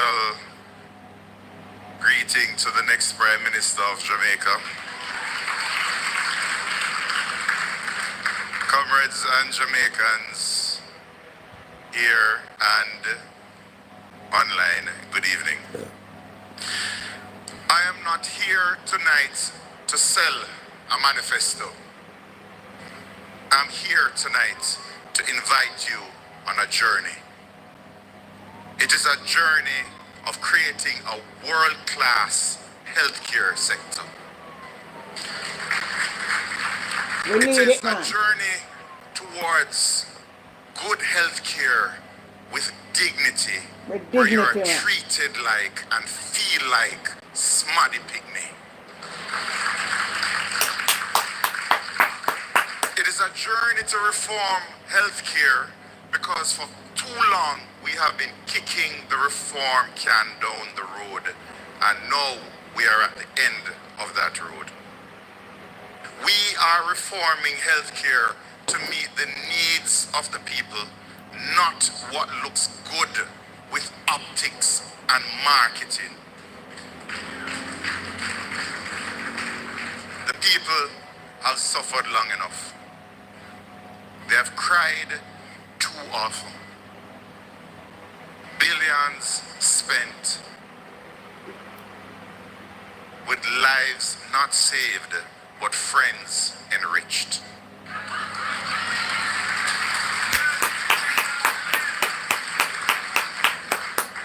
The People's National Party will not boast of the money that is spent. It will boast of the lives saved.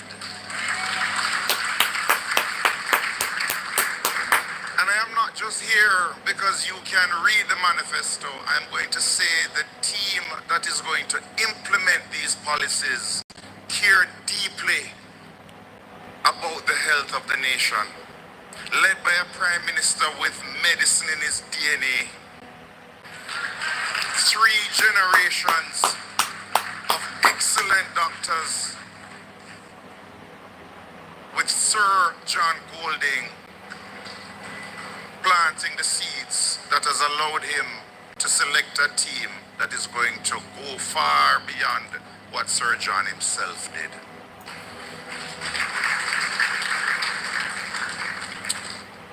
I have been the doctor who decides who gets a bed and who gets to sit in a chair for days because there are no more beds. I have been the doctor who decides who gets oxygen because oxygen is low. I have been a part of the medical team that has decided who gets to go into ICU for that one available bed and who has to die. Yes. And Sad that is reality. not a responsibility that you would want to wish on your worst enemy. Yeah, sad but reality. it is a responsibility that is faced every day by our healthcare workers. That's true. You don't want to be those healthcare workers, and worse, you do not want to be that patient or relative. Billions wasted, millionaires created. Yes. Yes. Even as more mothers die during childbirth than 30 years ago, more babies are dying than 10 years ago, than 20 years ago. More Jamaicans now are suffering under this healthcare sector. And the tears of the grieving relatives for those who have passed demand change. It is not through infrastructural projects, not an ivory tower at the University Hospital of the West Indies, when so many clinics and hospitals lack staff and basic equipment to care for those who come to their doors. The needs of the patients and the staff need to be addressed and not the needs of the politician. It cannot be that policies are guided by ribbon cutting over service. Nothing short of comprehensive reform Yes, Mr. of the Nine. entire healthcare sector is acceptable. The regional health authorities, over 20 years now, we know that there is needed some level of reform, and we will make those painful reforms. We will change administrative functions. We will fix the wastage of money. We will drill down on the procurement issues that are facing the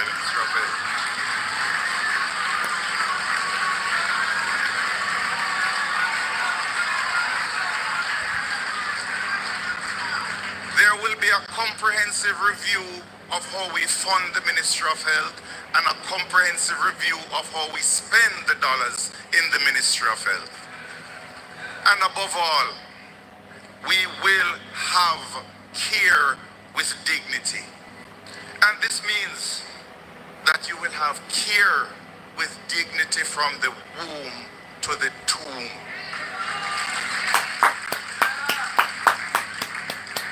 The political will is here tonight, Jamaica. I feel it in the room. Yes. It can be done. It will be done.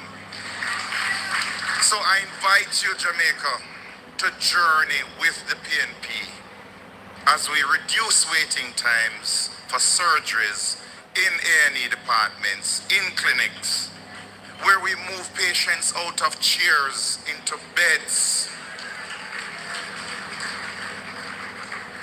where we save mothers from dying in labor with improved antenatal care rather than blaming the mothers.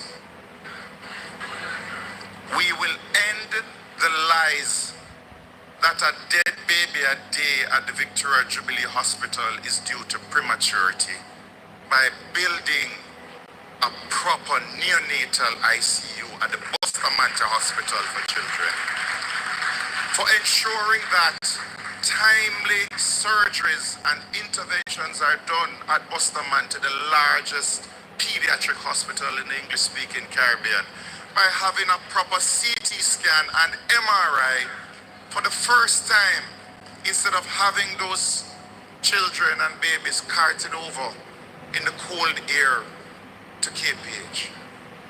It is a pledge, it is a promise, it will be done. Join us on a journey towards improved emergency surgeries, services with proper ambulances, where we will allow patriotic Jamaicans families, businesses to adopt an ambulance and take care of the maintenance so that ambulance will always be on the road and available in the case of an emergency. Yeah, man, we have to dress it up, man. We have to dress up the country. We have to dress up the country. About prosperity with no nonsense. Where we will improve dialysis so you don't have to cut the costs and allow yourself to be poisoned a little bit more rather than get the treatment you deserve if you have kidney failure.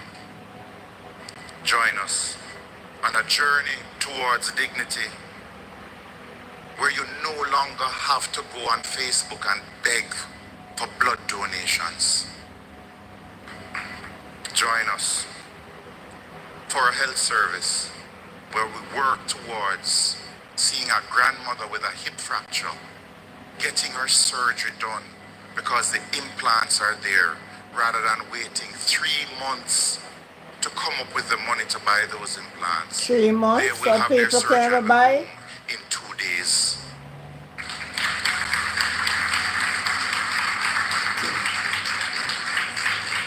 We are on a journey to create a primary care sector system where if you can't afford to go to the clinics will come to you with home visits through community health aides, where you will be screened and we will manage the diabetes better, we will manage the hypertension better so that we will have less strokes, less amputations. Today, a leg was cut off. Every day, a leg is lost in Jamaica, likely due to diabetes, entirely preventative. Join us as we journey towards cancers screened and cured with less lives lost. And this part is particularly emotional for me because 3 years ago, my mother was diagnosed with colon cancer, and I've told this story before with her permission. And guilt-wrapped, I made a pact with God that should her cancer go and she not get that dreaded surgery where she would need the bag on her side permanently, I would do everything in my power, wherever I'm planted, to improve cancer care in Jamaica. And yesterday, after her follow-up colonoscopy 3 years later, she continues to be cancer-free. Without any surgery, it disappeared from stage 3 to stage 0. And it reminds me that the pledge I made 3 years ago is not for her, but for those who could not afford the Tony Thwaites bill, who cannot afford the private doctor, those who can't call a friend and say, get a colonoscopy done. They have to wait 2 years. And during that time, the cancer grows where it is incurable.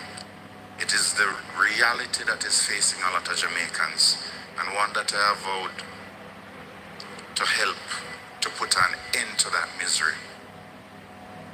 And I am asking to join me on that journey, to join the People's National Party on that journey, to reduce the suffering of Jamaicans by providing the healthcare sector that I know we can create. We only have to dream it because the team is there to do it. A team that has over 400 years of cumulative experience. Thumbs up over YouTube. Thumbs up the live. Bring it up to 100, please. To focus on health. With the right economic conditions where we're not saddled by debt and austerity.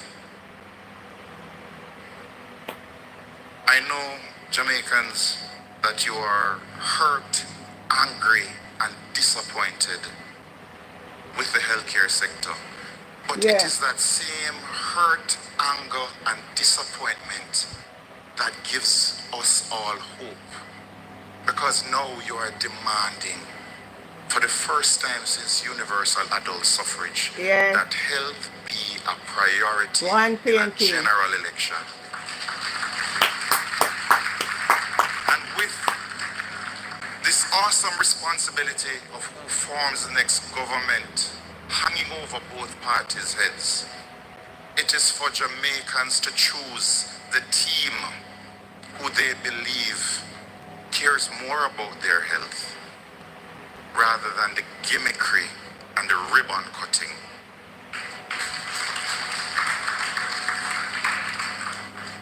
I know Jamaicans on September 3 going to the polls will make healthcare one of the reasons why they vote for the People's National Party to enact the reforms that we need.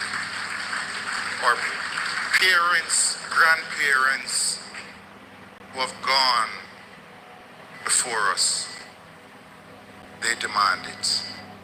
Our children, the next generation, require it of us. We have an excellent opportunity now to fix healthcare for generations to come. Let us not waste it. Let us do the right thing. Thank you.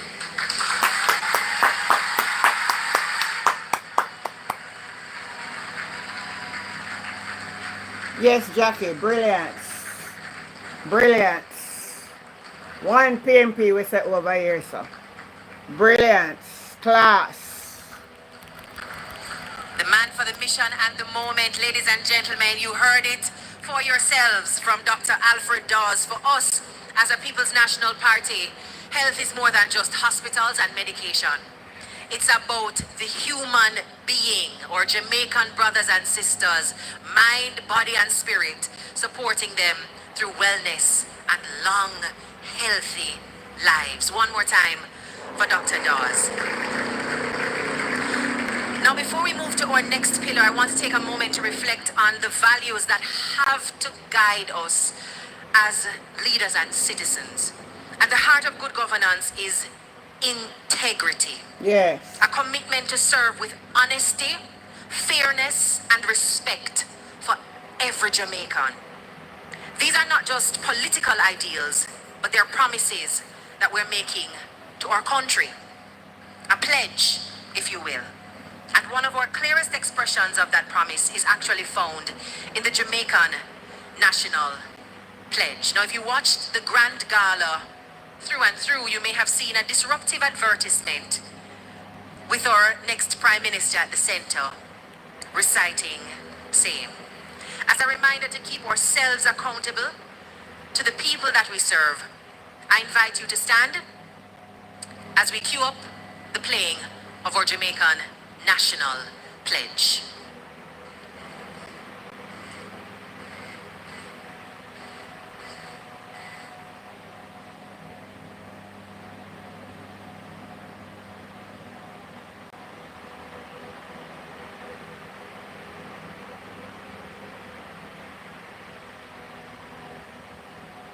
God and all mankind, I pledge the love and loyalty of my heart, the wisdom and courage of my mind, the strength and vigor of my body in the service of my fellow citizens. I promise to stand up for justice, brotherhood and peace, to work diligently and creatively, to think generously and honestly, so that Jamaica may, under God, increase in beauty, fellowship, and prosperity, and play her part in advancing the welfare of the whole human race.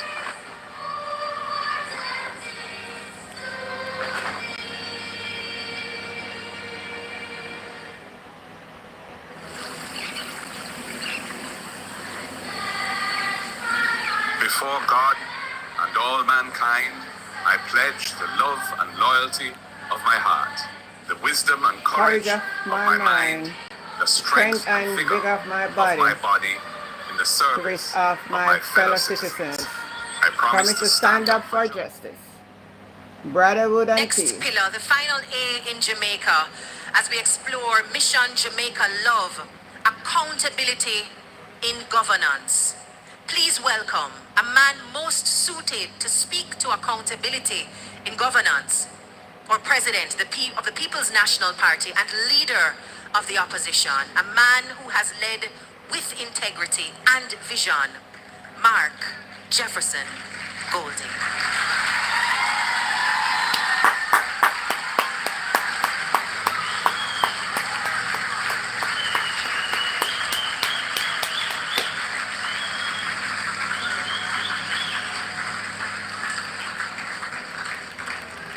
Thank you very much, Christelle. Jamaica's democratic journey began with the fight for the right to vote and then self-government. Today, we must go further. Democracy is not only about casting a vote. It's about giving citizens an authentic voice in the decisions that affect their lives. The People's National Party is committed to participatory democracy, where governance is transparent, inclusive, and accountable. We will modernize our public institutions, return power to communities, and rebuild trust in government by creating a system that delivers for the people. Now, earlier you heard some constitutional aspects of this in the introduction of a procedure for impeachment, for recall, for the opposition chairing the committees in Parliament, and I would add unexplained wealth orders. Further to all of those, we must restore and will restore the office of the political ombudsman as an independent watchdog, separate from the Electoral Commission of Jamaica. We must ensure the independence and effectiveness of the Integrity Commission to enable it to pursue its statutory mandate without fear or favor, including desirable improvements such as the modification of the so-called gag clause to achieve a workable balance between protecting legitimate reputational rights and ensuring timely disclosure in the public interest. I've said in the coming elections, there will be candidates who are under investigation for illicit enrichment, and the voters will not know who they are other than one.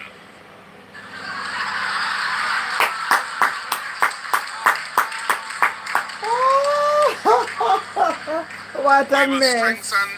We will strengthen the oversight committees in Parliament, including by enacting mechanisms that facilitate the participation of civil society and other non-state actors in the work of those oversight committees. We must broaden the democracy in this country and include more people in the process of government. We will modernize the Access to Information Act, which was introduced by the People's National Party and which needs further reform, including to implement simpler processes, shorter timelines, and a broader scope to facilitate the flow of information to the public. We will modernize the legal framework for obtaining permits and licenses to ensure efficiency, fairness, and transparency. We will increase the monetary jurisdiction of the parish courts so more Jamaicans can have access to justice that is affordable and closer to home. And I would remind that the emergence of the parish courts took place when I was Minister of Justice, when we modernized the system from resident magistrate courts to the parish court system. And we will hold public dialogue on the National Sex Offenders Registry to ensure a balance between public safety and rehabilitation of offenders, because the society is calling for that. In local government, we will build on the constitutional amendment enacted in 2015 that guarantees a local system of democratic governance.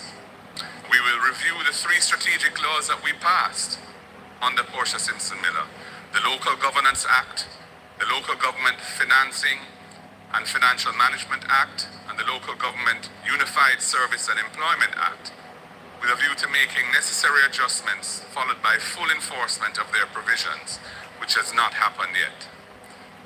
We will empower the parish development committees and community development committees to create local plans. We will shift focus from constituency politics to community development by expanding the powers of our municipal corporations to make a difference in local people's lives. Yes.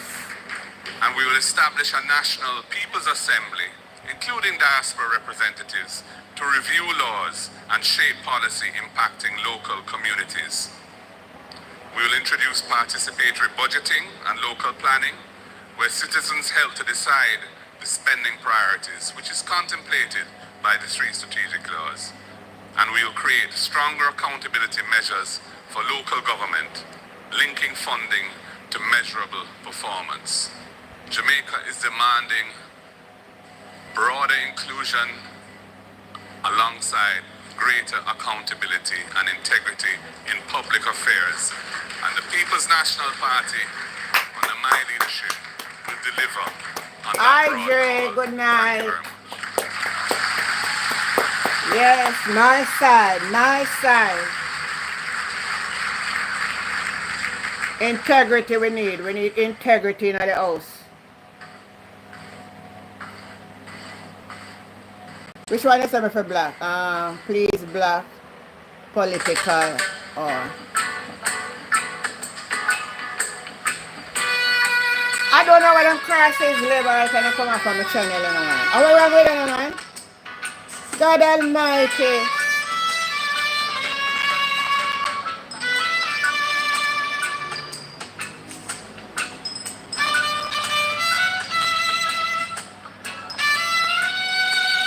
Alright, good night.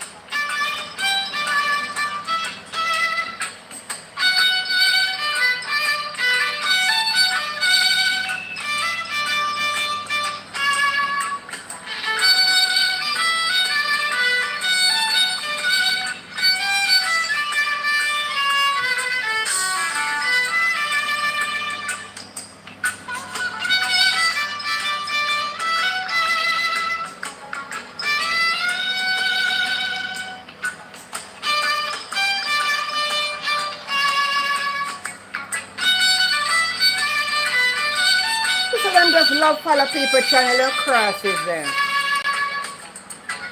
I'm telling you already, I'm going to see me up on my channel. I don't want to labor right over here, man.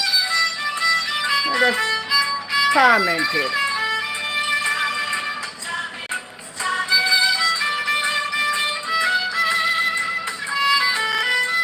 Yeah, them so over here jamming someone and then it's a tormented. Andrew down a Manchester, man. I never join Andrew planning channel. I don't want to love PNP platform, sir.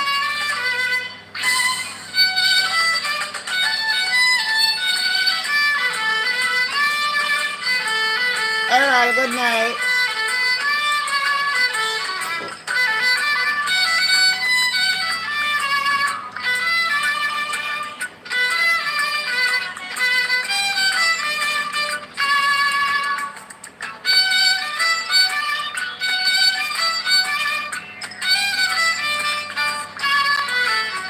I agree with you as well. I still can't send them over here, man.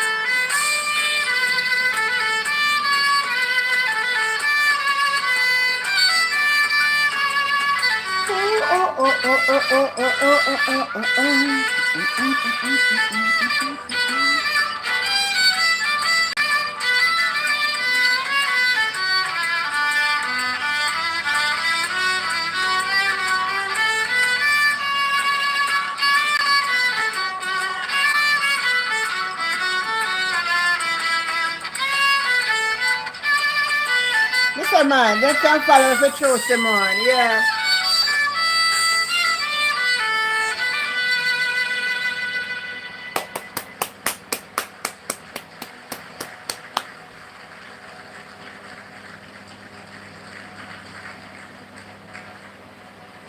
Now, I don't think you're gonna hear from Yinga for the rest of the night, alright? So you need to clap her big and loud and tell her thank you, and we love you, and we feel blessed to be entertained by magnificent talent such as yours. Thank you very much, Yinga, and of course, Jody and Pantry, who soothed us with soulful sounds earlier in our program. Now, we've entered the final segment of this evening's Mission Jamaica Love presentation. So we've explored the acronym Jamaica, and we've now entered the Love Zone. Everybody ready for a little love?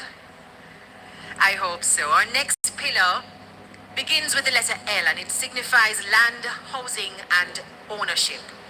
And I'm going to invite the members of our final conversation to the stage. That will be our panel discussion. So we're really at the last part of George, as we would say.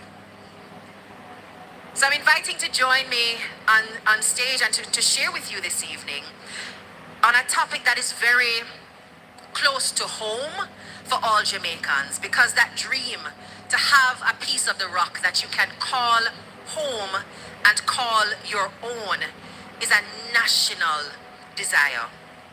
The security that comes from home ownership is unparalleled.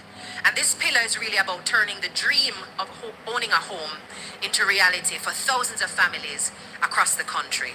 So to speak to this, we are joined by someone who understands the importance of land and housing as not just something for the privileged few, but as a right for all.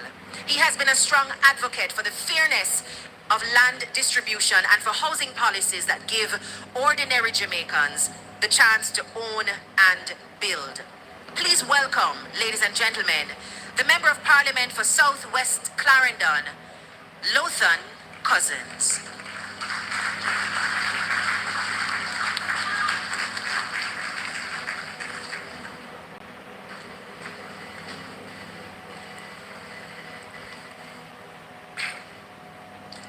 My fellow Jamaicans,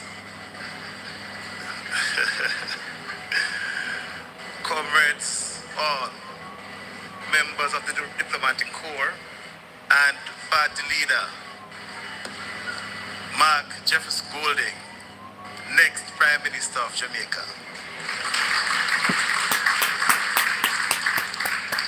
And with the announcement of the general elections, which is due, I think it's September 3rd, we are no longer an opposition party. We are a government in waiting.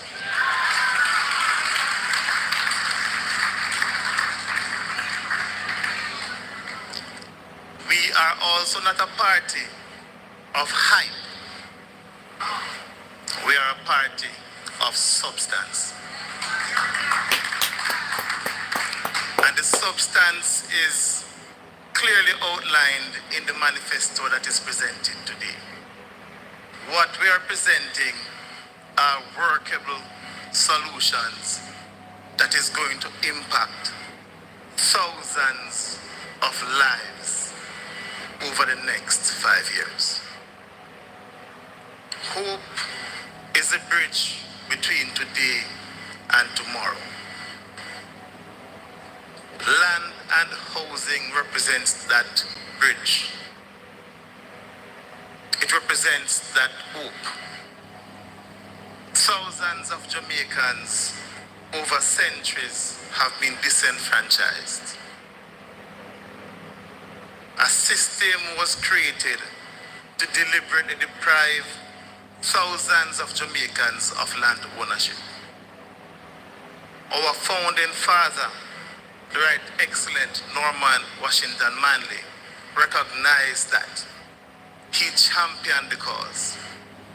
And with this current PNP administration that is incoming, led by Mark Jefferson Golding, we are going to finally have the issue of landlessness Full time. And the lack of land ownership Full finally time. put to rest. Yes. Yes. When I closed my presentation in Parliament, I closed with the words of Norman Manley, and I'll begin there. Land represents justice. Housing represents dignity. Together, they provide housing, shelter, they provide food. It is the core of who we are as a people. And it is fitting that when we see Jamaica love, everybody knows Jamaica love land, and Jamaicans love land. There's no secret there. 700,000 Jamaicans are currently living in squatter settlements on Crown lands. We intend, as a government, to settle that issue once and for all. And when they say we do not have any policies, even those on the other side know exactly the plans that we have for land. They know it. They have listened to it. Yeah. They have been repeating it. And them are copy they know it. that we can do it and that we will do it. Them are copy it. What if tomorrow they not copy it? We will reduce the number of years for those who are living on squatter land from 60 to 25 years. That is for those living on crown lands. The law originated in England. England has reduced that to 10 years. It therefore makes no sense as a country for us to have that law which was in place that was designed to deliberately keep land ownership away from our people in place in the next PNP administration. We will ensure that as soon as practically possible, the legislation will come to Parliament and that law will be amended forthwith. Yeah. We all have sat down as a people and we have seen what has happened with the National Housing Trust. It is a crying shame. But we are not here to complain. We are here to provide solutions. And that is what this manifesto is about. So we are going to immediately end the extraction of the $11 billion every single year from the National Housing Trust.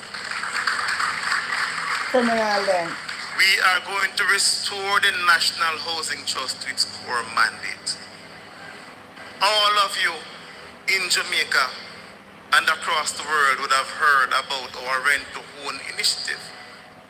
It is a bold, forward-thinking initiative that will allow thousands of Jamaicans who cannot afford a home to start out by renting that home.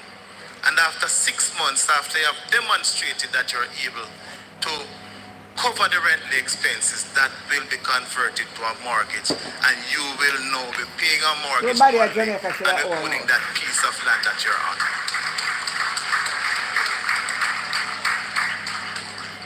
For the young homeowners, we have said it before, every single year we're going to make $1 billion available so that you can get not a loan, a $500,000 grant for those who are up to 45 years of age.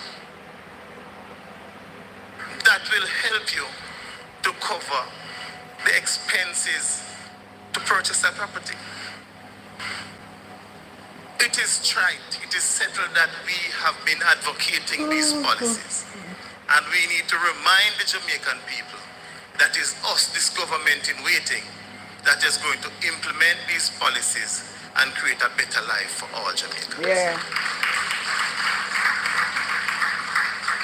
You know, it is this government who some time ago, a few years ago, when civil servants used to benefit from a special arrangement at the NHT, where they pay a reduced amount for the mortgage every month. that took that right away from the police officers, the teachers, the nurses, and all civil servants. We are going to restore that arrangement. That 3% you're paying now on your mortgage is going to go back to 1% as it was when the PNP was in power. These civil servants go out every day. They sacrifice their lives for us. It is only right that we do what is right and ensure that they can own a piece of this rock.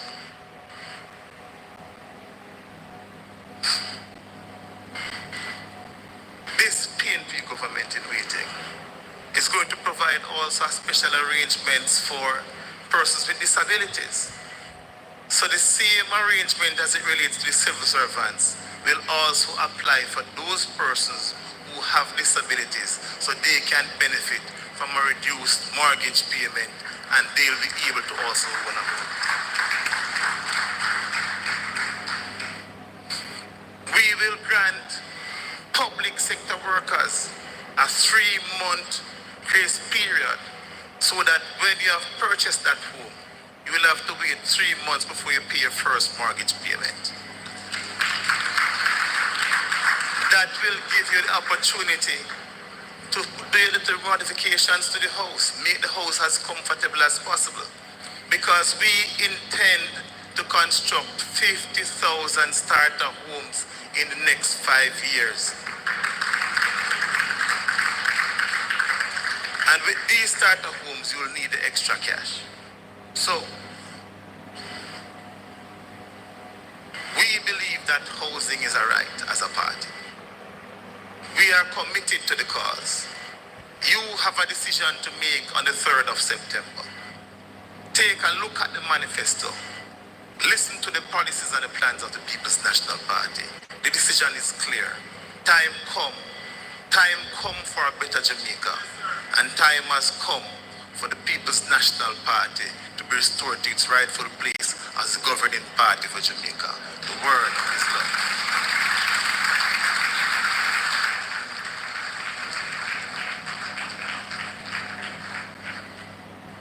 Ines, good night.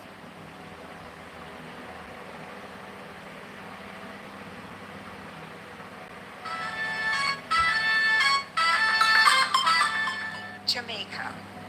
I entered politics at a time when women were few in the arena. We faced significant opposition, but we did not retreat. Today, 22 PNP women are stepping forward. They are lawyers, they are teachers, entrepreneurs, leaders. They have worked in their communities. They have stood in courtrooms. They have built businesses, mentored youth, and raised families. 22 PNP women united, unshaken, unafraid. Jamaica, time come.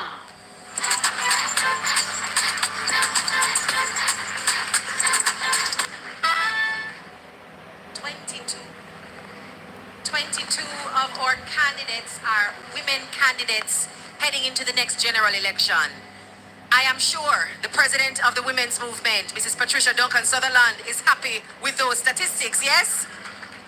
And of course, it could not be possible without resolve and support at the leadership level of the party. And so, of course, credit must go to our president of the PNP and the Prime Minister in waiting, Mr. Mark Golding, and of course, our General Secretary, Dr. Dayton Campbell. So we're moving into our final panel and conversation this evening, and we're looking at what it takes when we talk about love, what it takes to create a society that is safe, secure, and sustainable for all Jamaicans. And we have joining us 3 senators. So we'll begin to the left with Senator Gabriela Morris, who is coming to us also as a candidate in the next general election. In fact, 2 of our senators here today are going to be running in the elections. And we also have Senator Peter Bunting and Senator Sophia Fraser-Binns. So I'll start with Gabriela. What do young people need, or what will a future PNP government do to make sure that Jamaica is where our young people want to live because they are guaranteed a better life here and not somewhere else in the world. Thank you, Crystal, and let me say good evening to everyone, especially our next Prime Minister of Jamaica, Comrade Mark Jefferson Golding. Crystal, I think we have to start off by acknowledging that our youth are not just the future, but they're the here and now. And the PNP acknowledges that our young people are facing significant challenges when it comes to access to opportunities. When we look at affordable housing, access to housing, when we look at educational outcomes, we recognize that our young people are indeed bearing much of the burden in this country. And so as a government, the PNP is committed to putting young people at the fore. The party has already started, and I believe that we must commend our leader for giving young people a platform to share in decision making, to share in policy development. And the Junior Shadow Cabinet, which we established, I think is evidence of that.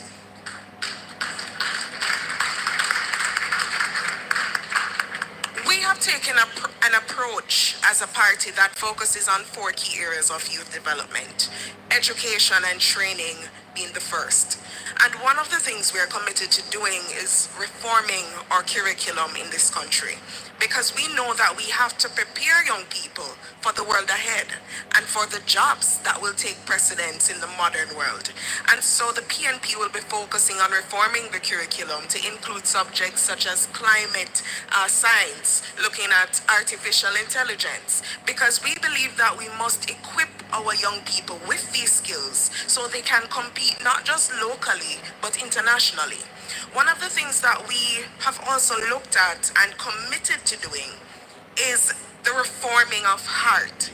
We want to ensure that in every parish we have institutions that are geared to providing the skills that our young people need. And so we will be expanding the capacity of heart to offer more training programs to our young people.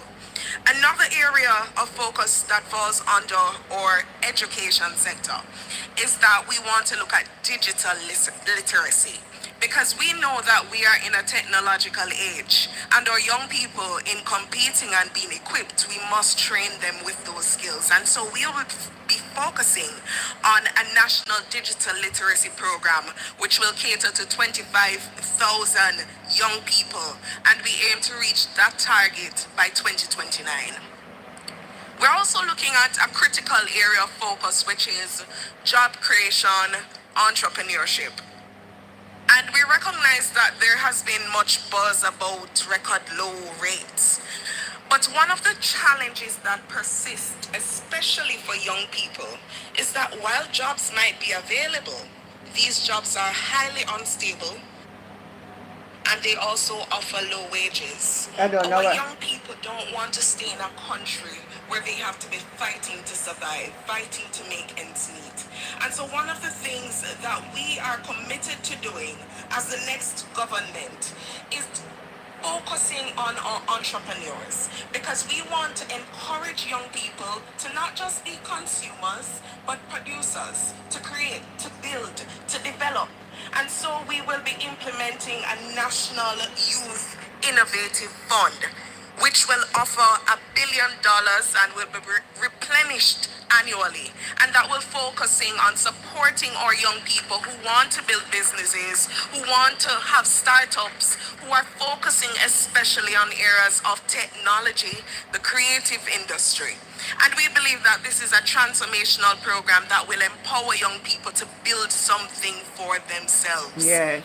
In terms of job creation as well, we are committed to providing 20,000 new jobs, especially in the area of tourism.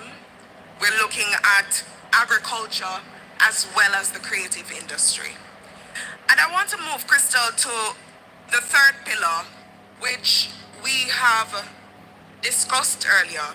It focuses on creative expression, culture, and sport. We know that our young people are incredibly gifted, incredibly gifted. However, they need the support to develop their craft, to market their craft, and to earn from their craft. And so one of the things that we will do in addition to our $1 billion creative fund is set up a fund that will be used to build industry hubs and will be used to have creative spaces where persons can produce content and also earn from Come on content. over YouTube. We Another need thing 16 more that thumbs we up. believe Tap is up the phone critical to screen. developing our youth is the development of spaces for them to meet. And so we know that in a lot of communities, while they're community centers, a lot of them have been locked up, they're engulfed by weeds. And Yes. so we want to revitalize our communities for our young people. And so the True, People's man. National Party is committed to building 200 community centers across this island. So I know from my constituency of Northwest St. Anne, the people will be excited. And indeed, for other constituencies, both urban and rural, they will be looking forward to an initiative like this. Because we know that our young people need these spaces as well. Yeah, man, I For need a little community football. engagement, for sport, for homework helper centers. And that is our promise to the Jamaican people, that our young people will have spaces to grow, learn, thrive, and to entertain themselves as well. I want to go to the final point, Crystal, which focuses on an area that we sometimes don't place enough emphasis on. It is mental health care and protection of our people. And I want to commend the party for listening, because I remember about 3 years ago we had a forum at the University of the West Indies, and this is one of the areas that young people constantly advocated for us to pay more attention to. And so we, as the People's Party, we have ensured that we have included this incredible need for support in our manifesto, and we will be prioritizing support for not just youth, but our people who need mental health care and support. Another thing that we want to focus on when it comes to our youth and the care of our youth as well is looking at initiatives that will prioritize at-risk youth. And we want to ensure that we have at least 20 centers that will be identified as spaces for intervention when it comes to at-risk youth. This is our commitment to ensure that our young people are engaged, are given alternatives, and are not led down the wrong path. So we are giving them a chance at transformation, and this is what the PNP has to offer. The final thing that I want to mention, and I know that it will go into what Senator Bunting will talk about, it has to do with the Peace Management Initiative. We hope and we are committed to ensuring that we expand the Peace Management Initiative to focus on our young people and to give them opportunities for mentorship and development and guidance that will deter them from any possibility of entering a life of crime. So, Crystal, I just want to close by saying that young people are not just a voting bloc when it comes to election time. We are real people who have real challenges, and I am happy to be a part of a party who recognizes that in order to build our future, we need to empower our young people. We need to support our young people so that they can truly see Jamaica as a place where they can really work, live, raise families, and do business. And that is our commitment. Thank you so much, Senator Gabriella Morris. If that is not a credible and diverse suite of solutions for the myriad issues that young people face, I don't know what is. And it is testament to the fact that when the PNP brings young people to the front, we bring them bright, aware, and ready to lead. Northwest St. Anne has a true champion on their side. A lovely point to segue now into hearing about what it will take to secure the nation. We know from the statistics that those most involved in and harmed by violent crime are our young people. So, Senator, you can take it from any angle, but we do want to hear how we will better secure Jamaica, but not just our young people, but Jamaicans at large. Thank you. There's a fundamental difference in the approach of the People's National Party to the existing administration. If I were to characterize the difference, I would say it's the militarization or the warrior mentality of the security forces that this government promotes versus the guardian mentality that the PNP promotes. So with a warrior mentality, our security forces go out to fight crime and enforce the law. With a guardian mentality, our security forces go out every day to uphold the human rights of our citizens. So we don't look on young people as just as potential recruits to gangs, and if they go off the rails, then we need to come down on them hard, longer prison sentences, etc. We want to give them opportunities that will divert them away from a life of crime. And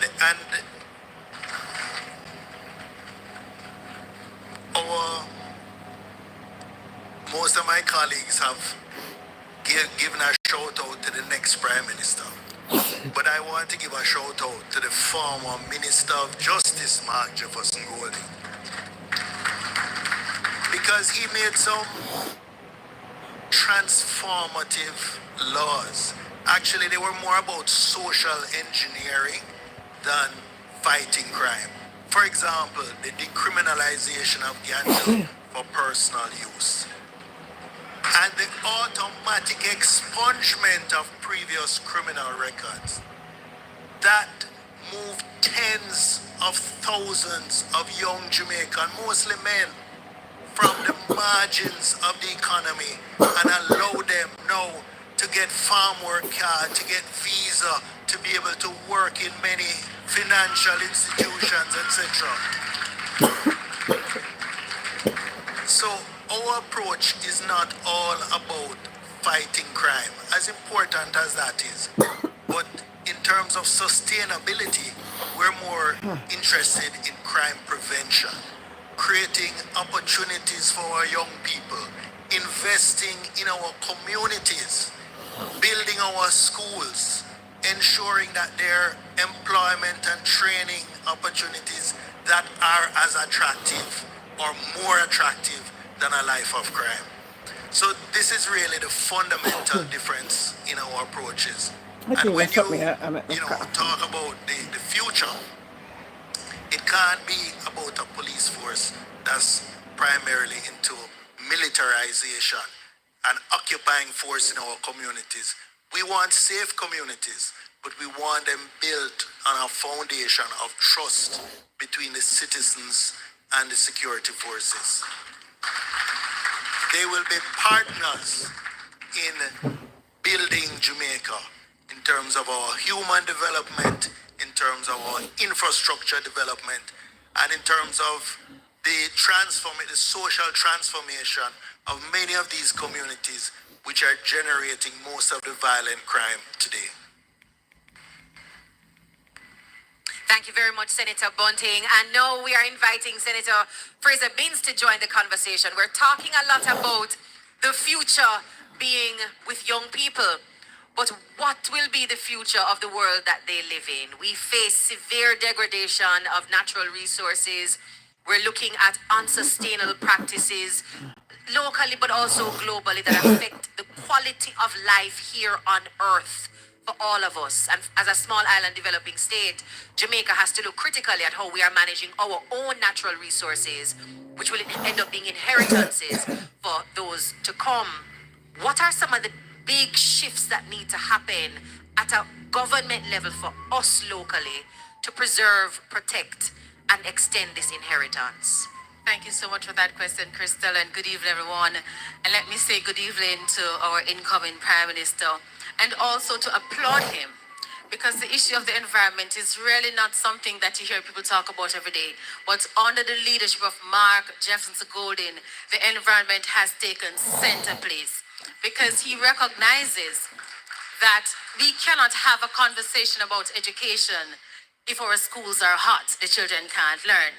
He understands that Commodores can't talk about health if we do not understand how climate change affects health. He understands that Mikhail can't want a good transport system if we don't understand how climate change will impact our roads. And Julian cannot speak about a stable economy until we understand how climate change and the destruction of the environment impacts the economy. And so for us in the People's National Party, we believe that we can have the development of the economy and the preservation of the environment. And to that extent, we also know that there are certain things that must be led by the government, starting with how we as government will operate. And because of that, we are committed to ensuring that every single ministry, agency, and department has what we call an environment impact assessment on any project that we're going to undertake. Too often we see government agencies going out and cutting down trees and building roads, destroying our mangroves without considering the environmental impact that it will have. Under Mark Gordon-led administration, this is going to be a thing of the past because we will have the environment impact. But we also have to understand that we can't police ourselves. So we have to take a laser look at NEPA and the NRC. And we're committing to reviewing the NRC Act to ensure that NEPA gets the independence it needs to be the watchdog and the protector of the environment.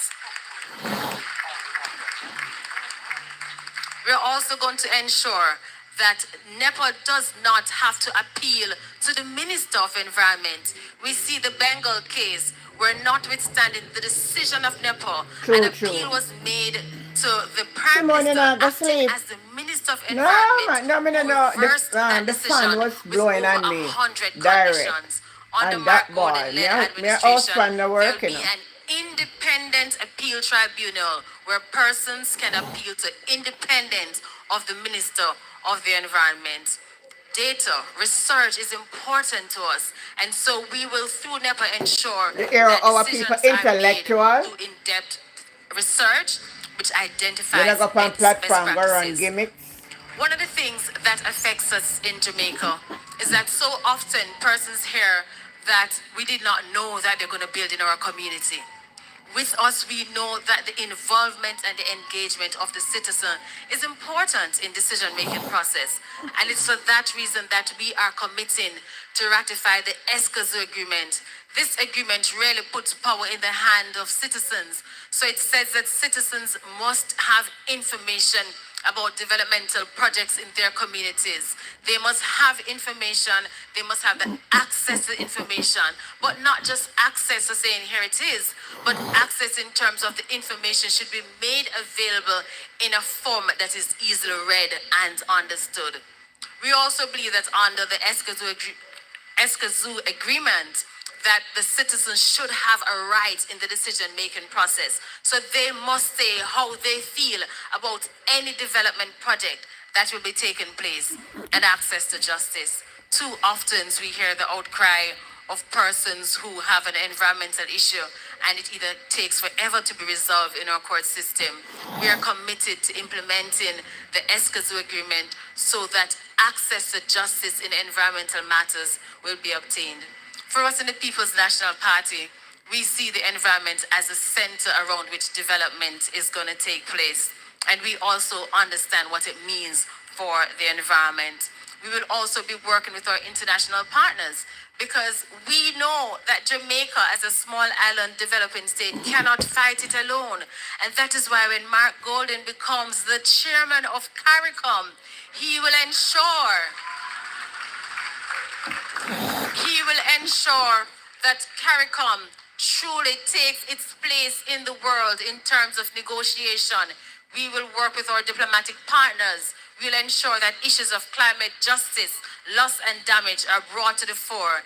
And those are just some of the things that the People's National Party will advance in terms of protecting the environment. Thank you very much. Well said. A round of applause, ladies and gentlemen, as we thank all three senators who have helped us curate, I think, a very interesting final wrap on today's discussion around opportunities for young people, violence prevention, and environmental resilience. As long as you can spell, you can dispel the rumor, the myth, and the lie that we don't have any plans and they don't know what the People's National Party is presenting as a credible option for government. Not only will you be able to spell your way through our Mission Jamaica Love, you will also be able to identify measurable and precise outputs that you can hold us accountable to delivering. Please, a round of applause for all of our speakers, presenters, and panelists this evening that have helped to guide our understanding of Mission Jamaica Love. I now invite for a final bit of soulful investment in our audience today. Please welcome back to the stage, ladies and gentlemen, our songstress, Jodianne Pantry.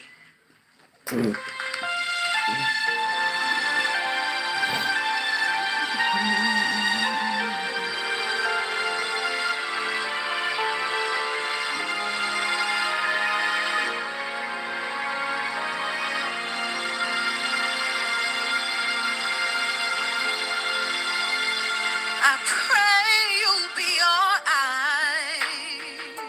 eyes and watch us where we go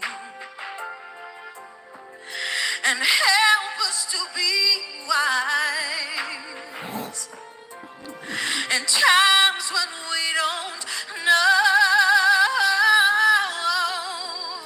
Let this be our prayer when we lose our way.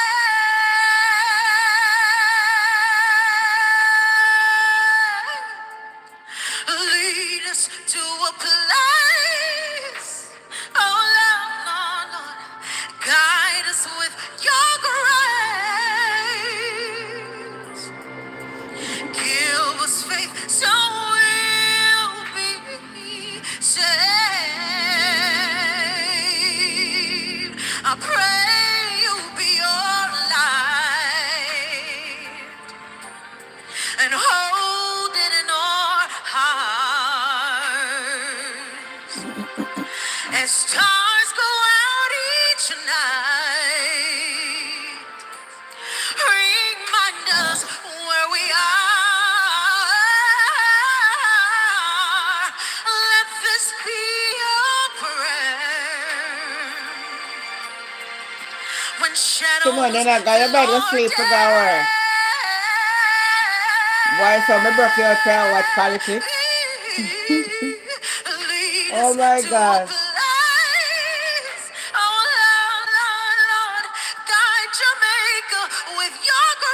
Yes, Lord. Yes, Lord. Yes, Lord. To a place where we'll be saved.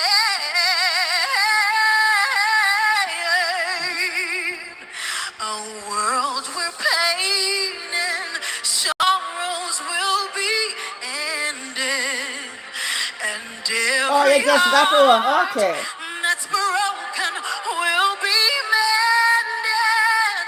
And we'll remember we are all God's children reaching out to touch you, reaching to the sky. We ask the light be kind and watch us from above. We hope it's so we'll find another chance to love Jamaica with love.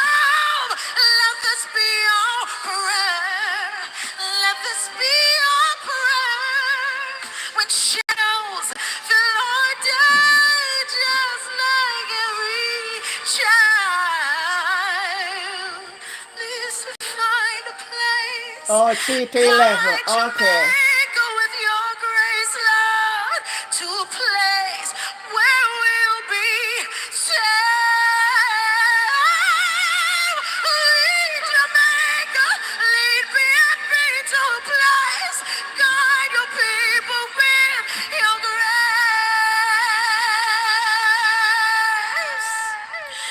To a place where we'll be saved.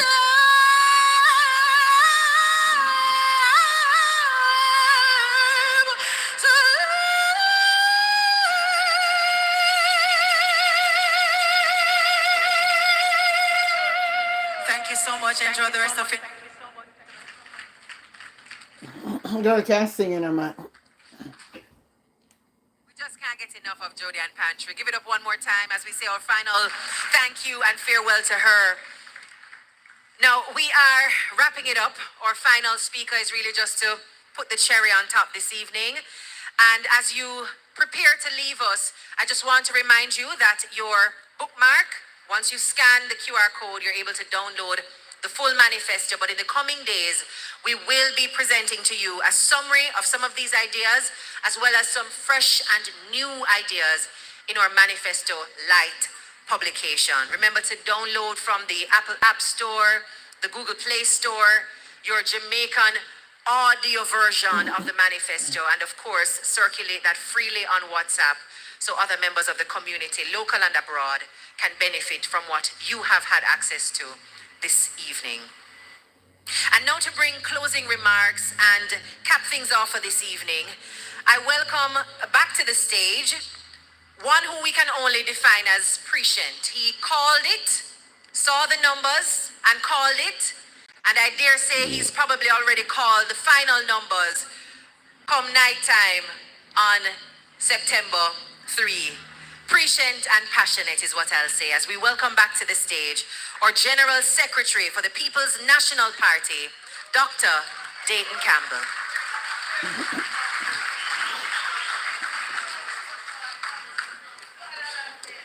Thank you very much. Ladies and gentlemen, we will be presenting, as you've heard before, 2 versions to our manifesto. This detailed version, and we know what our opponents are likely to do. They are government that has been there for 10 days. They are the ones who, 10 years. Did I say 10 days? Or they have almost 10 days and look a bit left.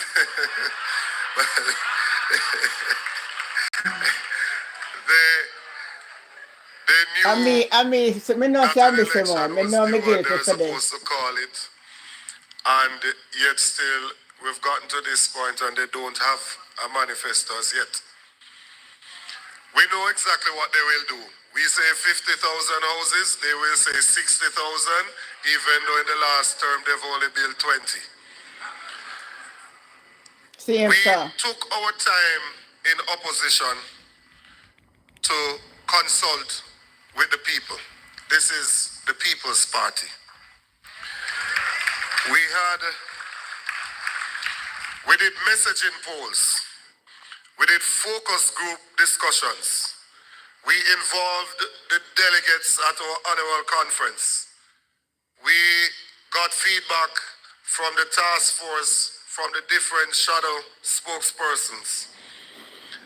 And we have put together some practical solutions for complex problems that are affecting our country. We've heard from the people. They want to see what they're working for. People want to be able to enjoy life here and don't feel that they have to migrate in order to have a good life. There is a burning desire for people out there that they want a better quality of life. Like Paul Bogle swinging his machete from Stony got in St. Thomas heading to Spanish Town, better, Moscow. Like Miss Lucky toiling over the dirty laundry, washing them to send our 3 children to school better must come. Like a higgler in St. Elizabeth, who toils and carries her goods to Kingston to the market to sell so she can afford to send her children to school better must come. That taxi driver in St. Mary that is working hard, that now can finally own a home through the rent-to-own program, understands that he will bring dignity to his family, better must come. That child in Clarendon up in Crooked River that needs to get down to St. Hilda's and can't go on the whole school buses but needs that subsidy to take them to school, they must understand that better must come. That youngster in Manchester that has done everything that we've asked of them, have passed 10, 11, 12 subjects, but now have to be working in a wholesale or somewhere else. They understand now that they too can go to university and break the intergenerational chain of poverty. Better must come for that family. For that teacher in Portland that is building the next generation. And in our time off, want to enjoy the beach but can't enjoy the beaches in this Jamaica, the land of wood and water. They too must know that better must come. I want to say to Jamaica, we cannot have a prime minister that could not get a work in a bank or in the public sector continuing in office.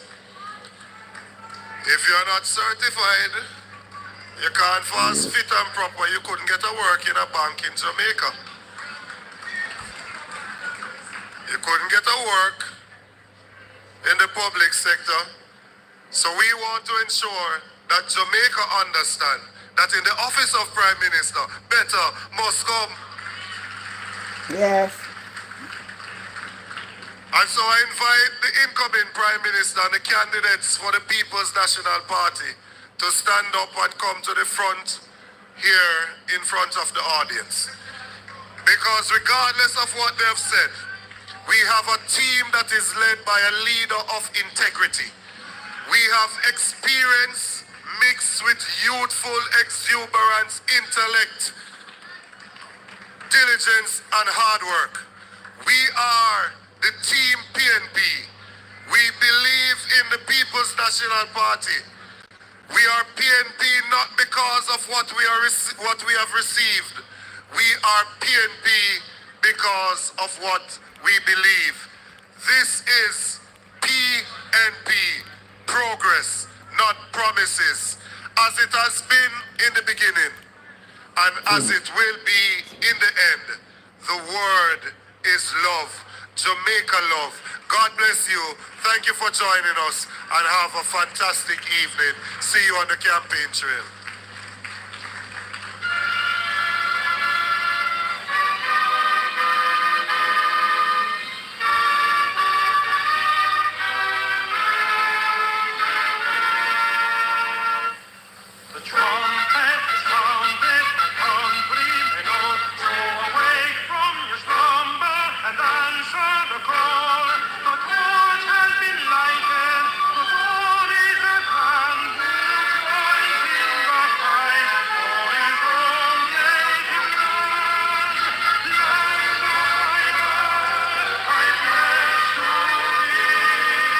Loyal, faithful, true to thee.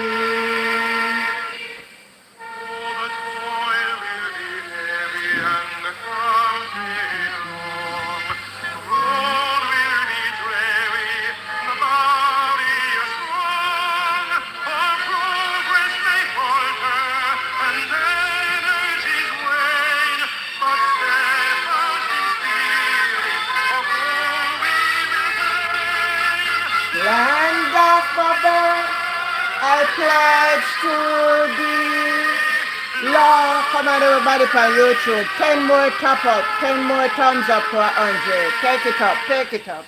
Steadfast assurance that God will look down and give us His blessing of efforts to crown. 9 more, 9 more. United to build by His grace a nobler Jamaica, a loftier race. TikTok, tap up the phone screen.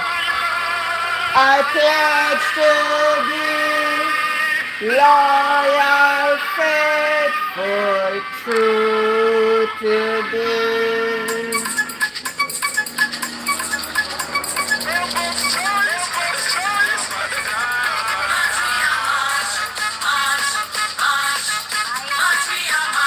Alright guys, that's where it is for tonight. Thank you for staying on. Enough love. Thank you. Thank you for your support. Thank you all. I don't know love me, because my sister don't stay up with me. Thanks for those over TikTok. Miss Myers, there you gone. Boy, you really stay on. Simone, boy, you're so loyal. You're so loyal. You're so loyal. Enough love. Enough love. Let your sleep be sweet tonight. God grace and peace rest upon you. And I hope He'll dispatch angel over your dwelling, because you have to keep it strong, you know, and ready. You love it. You love it, man. It was excellent. It was an excellent. Man, I'm so sorry I didn't. I was today for some reason. I don't know what me never feel so good, you know. I'm not sick or not. I just feel like I want to lay down in my bed. So I never too in a mood. But in the evening, I feel more better. I don't know if any of you ever have no morning time where you don't feel like you want to do nothing till evening come. You feel like you want to work down the whole house. So that did happen to me today. Good job, man. Good job. I like what they are saying. And that seems... I don't know if sense of people out there would see that the PNP they're on a different mission for Andrew, you know. I don't know if you don't see that. I don't know if you're not really blind or you can't see that. Because even if you're a liberator, you're sensory. That's to say, your party mess up. Your party mess up. Or the leader mess up. So...